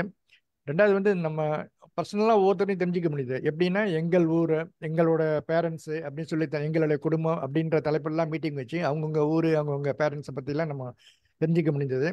ஒரு புக்கு சப்போஸ் நம்ம மீட்டிங் வைக்கிறதுக்கு ஆளே இல்லை அப்படின்னா நம்மளுக்கு இருக்குது கலந்துரையாடல். ஏதாவது ஒரு பேர் கொடுத்து இந்த கலந்துரையாடல்னு ஒரு சப்ஜெக்ட் வச்சு நம்ம பேசிடுவோம். ஸோ அதுலேயும் வந்து நம்ம வந்து வெட்டியாக பேசாமல் உருப்படியான விஷயங்கள்லாம் நிறையா வெளியே வந்திருக்கு. ஸோ இந்த தேரை வடம் பிடிச்சு ஈர்த்துட்டு வர்றதுக்கு ஸ்டீஃபன் சாருக்கும் மாலதி மேடத்துக்கும் மற்ற நம்ம எல்லாத்துக்குமே வந்து நன்றியும் வாழ்த்தையும் பாராட்டையும் தெரிவித்துக் கொள்கிறேன். நன்றி வணக்கம். இதை மென்மேலும் நம்ம தொடர்ந்து கொண்டு போவோம் அப்படின்ற நம்பிக்கையும் இருக்கு. நிறைய இதை கற்றுக்கிட்டேன். அதற்காக எல்லோருக்கும் நன்றியும் வாழ்த்தும் பாராட்டும். Thank you sir. மகிழ்ச்சி சார். ரவி சாருக்கு ஒரு கைத்தட்டு. ரெண்டாவது முதல்ல வந்து இந்த கொரோனா பீரியட்ல வந்து எனக்கு நிறைய டைம் இருந்து, அதனால எனக்கு பிடிச்ச சப்ஜெக்ட் இப்போலாம் ஈவன் 1 மணி 2 மணி வரைக்கும் கூட உட்காந்து சம்மரி கொடுத்துட்டு இருந்தேன். இப்போல்லாம் அந்த மாதிரி சம்மரி கொடுக்கறதுக்கு டைம் இல்லை. அட்லீஸ்ட் இனிமேல் இம்பார்ட்டன்ட் பாயிண்ட்ஸாக இனிமேல் நோட் பண்ணி யூடியூப்ல போஸ்ட் பண்ணலான்னு இருக்கேன். That I will continue to do. Thank you. நன்றி நன்றி. ரவி சார் ஒரு விஷயம் சொன்னார், கவனிச்சிங்களா? பெரிய ஆளுங்கெல்லாம் பேசும்போது அப்படின்னு சொல்லிட்டு நம்ம பேரை சேர்த்துட்டாரு. நம்ம ஆளுங்கெல்லாம் பேசுறாங்கன்னு சொல்லிட்டு என்ன விட்டுட்டு மத்தவங்க எல்லாம் சேர்த்துட்டாரு. அப்ப நம்ம ஆளுங்க நியாயமே இல்லையா சார்? நம்ம ஆளுங்கன்னு சொல்றதுல என்ன சேர்த்துருக்கோம்? அது பாட்டு வந்துச்சு. அப்படி இப்படி எல்லாம் ஒண்ணும் இல்ல. அதாவது ஒருவேளை பெரிய ஆளுங்கன்றதுல வந்துச்சுன்னு எங்களுக்கு தெரியும். ரொம்ப மகிழ்ச்சி, ரொம்ப நன்றி சார். இந்த கலர்ஸ் ஆஃப் ஃப்ரூட்ஸ் அது வந்து நம்ம ஸ்ரீதர் சார் வந்து நல்ல நியூஸ் கொடுத்தாரு. கலர்ஸ் ஆஃப் ஃப்ரூட்ஸ்ல அது வந்து ஒரு மிகப்பெரிய ஒரு தெளிவை கொடுத்தது. Colours of fruits and vegetables அப்படின்னு ஸ்ரீதர் சார் எடுத்தது. அது ரொம்ப நல்லா இருந்தது. ஸ்ரீதர் சார் நல்ல அந்த ப்ரோக்ராம் கொடுத்த ப்ரோக்ராம். ஆமா, அவர் கொடுத்த 2-3 ப்ரோக்ராமே ரொம்ப நல்லா இருந்தது. நைஜீரியா இது எல்லாமே. மகிழ்ச்சி. ஒரு அருமையான நிகழ்ச்சியா இன்றைக்கு வந்து ஒரு திரும்பி பார்த்தோம். பல விஷயங்களை நம்ம திரும்பி பார்த்தோம். கல்யாணி எல்லாம் வரல. கல்யாணி, லதா மேடம், அப்புறம் வந்து அவங்க எல்லாம் எஸ்கேப் இன்னைக்கு வேற எங்கேயோ ப்ரோக்ராம் போயிட்டாங்க. கல்யாணிக்கு நீங்க பாரதி வித்யா பவன்ல இது இருக்கு. இல்ல அதுதான் நீங்க போலையா? வீரமன் இல்ல, இது பாரதியார் பத்தி ப்ரோக்ராம், அதனால போல. நான் கண்ணதாசன் இருந்தா தான் போவேன், இதுக்கு போக மாட்டேன். அதான் கேட்டேன். அதான் ரைட். லதாவும் இன்னைக்கு இசைக்கு ப்ரோக்ராம் தான் போறேன்னு சொன்னாங்க. போய் நான் 8 மணிக்கு மேல வரேன் அப்படின்னாங்க. ஒரு சிரிப்பு சிரிச்சேன் நானு. சரி ஓகே, வரமாட்டேங்குன்னு தெரியும், வர முடியாது, அதனால வர முடியாதுன்னு தெரியும் எனக்கு. ஆக்சுவலா நம்ம உமா பாரதி மேடம் வந்து இந்த வாரம் சித்தர் இலக்கிய மன்றத்துல ஒரு சித்தரை பத்தி பேசுறாங்க. உமா பாரதி மேடம், நான் கூட இந்த போஸ்டர் போட்டிருந்தேன். இந்த சதானந்தனம் அப்படின்றவரை நம்ம தளத்துல பேசியிருக்காரு ஏற்கனவே. அந்த வைஷ்ணவா காலேஜ் தமிழ் ப்ரொஃபஸரு நம்ம எல்லாம் பேசியிருக்காரு. அவரு தான் இந்த சித்தர் இலக்கிய மையம் நடத்துறாரு. அதுல நான் வந்து இந்த வாரம் உமா பாரதி மேடம் பேசுறேன். மகிழ்ச்சி. முடிச்சுக்கலாமா? சார் நாளைக்கு என்ன சார்? நாளைக்கு ராமு சார். ஓகே, நாளை ராமு சார், நாளை மறுநாள் திருக்குறள். சார் ஒரு ரிக்வெஸ்ட், நம்ம இது யூடியூப் சேனல்ல உள்ள போய் பார்த்தோம்னா எல்லாமே மிக்சரா இருக்கு. நீங்க வந்து கேட்டகரி வைஸ் டாப் இது இருக்குல்ல, தலைப்பு வைஸ் நீங்க போட்டு கொடுத்தீங்கன்னா நான் கொஞ்சம் தேடி பழசெல்லாம் பார்க்கறதுக்கு யூஸ்ஃபுல்லா இருக்கும். நான் ஒரு 840,000 பார்க்க வேண்டியது இருக்கு. சார் அந்த இண்டெக்ஸ் மாதிரி கொடுத்தீங்கன்னா இருக்கு, பரவாயில்ல சார். இண்டெக்ஸ் எல்லாம் போட்டிருக்கோம், ரெடியா இருக்குது, எல்லாம் ரெடி பண்ணிட்டு இருக்கேன். ஒவ்வொருத்தரோட ஸ்பீச்சும் தனித்தனியா ஒரு ஃபைலா போடுறேன். இப்ப ரமேஷ் இருக்காரு, ரமேஷ் எத்தனை ஸ்பீச் கொடுத்திருக்காரு, ராம சார் இருக்காருன்னா ராம சார் எத்தனை ஸ்பீச் கொடுத்திருக்காரு, எல்லாமே ஒரு ஃபைலா வருது. அந்த ஃபைல் வந்து நீங்க பிடிஎஃப்ல இருக்குது, நீங்க அதுல போய் கிளிக் பண்ணீங்கன்னா நேரா அந்த இதுக்கு போயிடும். Super super super. ஓகேவா? ரெடி பண்ணியிருக்கேன், கொடுக்குறேன், அனுப்புறேன். கூடிய விரைவில் எல்லாம் வரும். சப்ஜெக்ட் வைஸும் கேட்டகரைஸ் பண்ணுங்க. ஆமா, எல்லாமே ஆக்சுவலா வந்து 1000 முன்னாடி பண்ணணும்னு நினைச்சது. பட் ஒன் மேன் ஷோன்றதுனால கொஞ்சம் லதா நிறைய ஹெல்ப் பண்ணாங்க. பட் அது செக்ரிகேட் பண்றதுல, கிளாசிஃபை பண்றதுல எனக்கு வேலை இருக்கு. அதனால கொஞ்சம் வேலை, அதனால கொஞ்சம் டிலே ஆயிடுச்சு. பரவாயில்ல, போட்டுருவோம், எல்லாரோட ப்ரொஃபைலும் போடுவோம். மகிழ்ச்சி. அவர் என்ன சொல்றாருன்னா சார், யூடியூபுக்குள்ளேயே நீங்க வந்து கேட்டகரி பிரிக்கலாம். கேட்டகரிஸ் பிரிச்சீங்கன்னா எல்லாருக்குமே யூஸ்ஃபுல்லா இருக்கும். யூசுவலா சர்ச் யூடியூப் உள்ளே கேட்டகரினா அந்த பிளேலிஸ்ட் அது உள்ள இருக்கு யூடியூப் உள்ள இருக்கு. அது எப்படி பிளேலிஸ்ட் இருக்கும்னா, சொல்றீங்க, பிளேலிஸ்ட் சொல்றீங்களா? வேற எதனா கேட்டகரி இருக்கா? யூடியூப்ல நம்ம போட்ட வீடியோ எந்த கேட்டகரி கீழே காட்டணும்னு நீங்க லிஸ்ட் பண்ணலாம். அது இருக்கு, அந்த லிஸ்ட் இருக்கு, அது லிஸ்ட் இருக்கு, ஒண்ணு இருக்கு. ஆனா வந்து பட் நம்ம கேட்டகரின்னு பாத்தீங்கன்னா ஒரு ஸ்பீச் ஒரு சப்ஜெக்ட் சொன்னோம்னா அதுல வேற வேற சப்ஜெக்ட்லாம் இருக்கும்.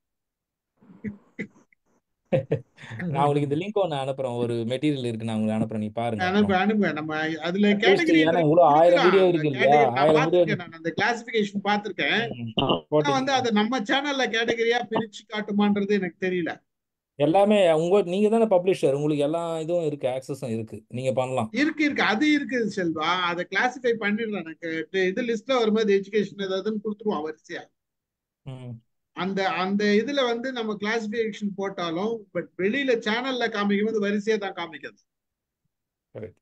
பிளேலிஸ்ட்ல பார்க்கும்போது அந்தந்த பேர் போனா அவங்களுக்கு பிளேலிஸ்ட்ல போட்டு ஆட் பண்ணிடுறோம். அது இருக்குது, அது பிரச்சனை இல்ல. நீங்க சொல்ற கேட்டகரி வந்து இப்படிதான் இருக்குது. பாருங்க இதுல நிறைய விஷயம் இருக்கு, நான் பாக்குறேன். நான் சொல்லுங்க சார் ராமசார்.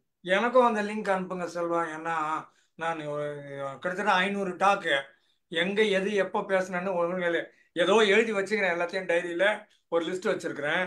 பட் கேட்டகரைஸ் பண்ணாம இருக்குது. லிங்க் அனுப்புங்க, நான் பண்றதுக்கு உதவலான்னு பார்ப்போம். பண்ணிடுவோம். பாசிபிலிட்டிஸ் என்னென்ன அதுல அதெல்லாம் பண்ணிடுவோம். மகிழ்ச்சி. சிவகுமார் முடிச்சிருங்க. சொல்லுங்க சார். ஒண்ணுங்க சார், நான் வாங்கி வச்சு படிக்க முடியாத புக்குகள்ல பொன்னியின் செல்வன், ரமேஷ் சொன்னாரு அக்னிசிறகுகள், ஜவஹர்லால் நேரு லெட்டர்ஸ், இதெல்லாம் இங்க படிச்சாங்கிறது எனக்கு சந்தோஷம். இவங்க படிச்சதுனாலதான் அது புரட்டியாவது பார்க்க முடியுது. பொன்னியின் செல்வன் வாங்கி வச்சது அவங்க படிக்கிற சொல்ல எல்லாத்தையும் படிக்கிறேன்னு சொன்னது.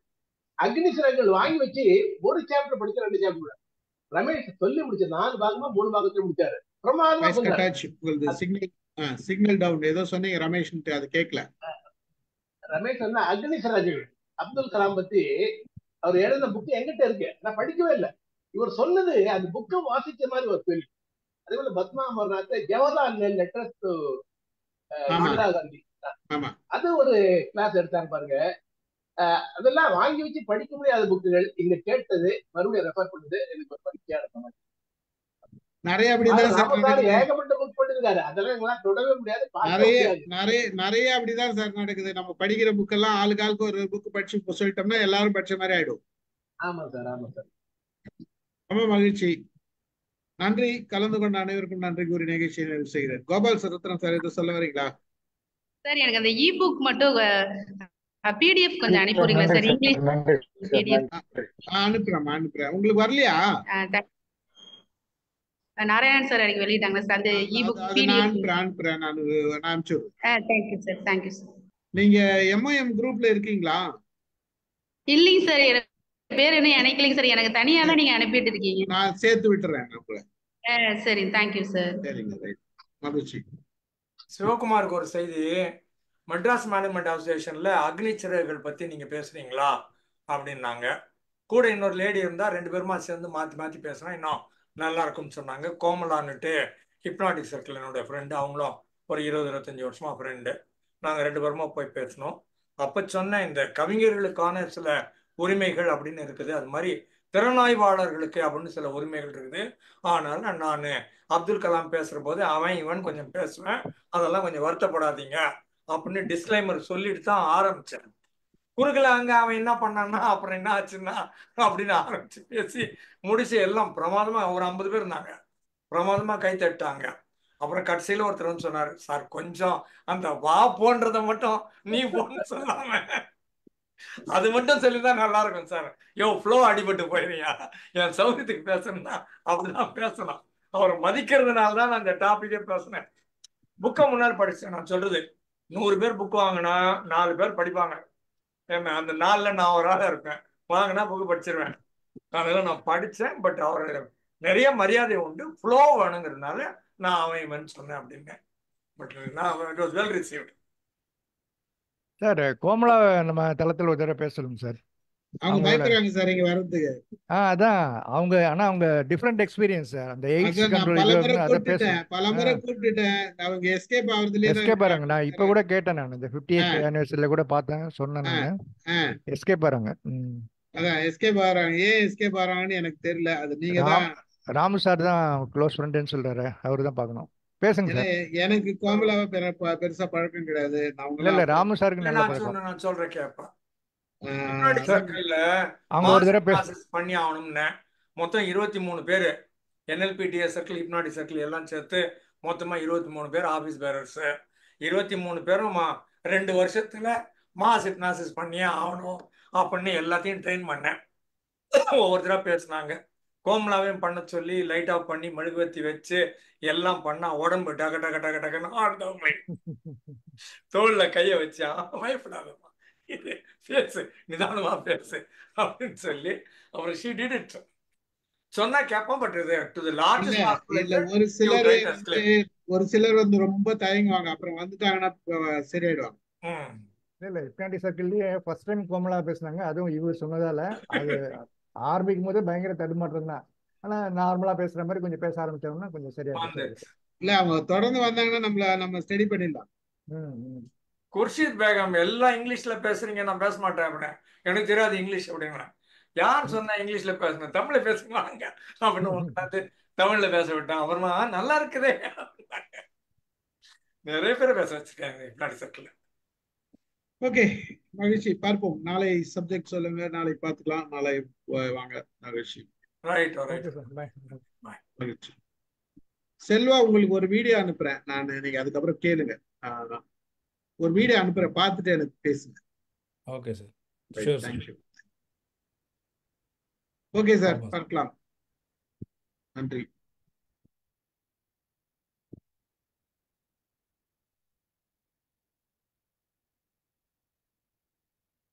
சொல்லுங்க மேடம். அபதா மேடம்.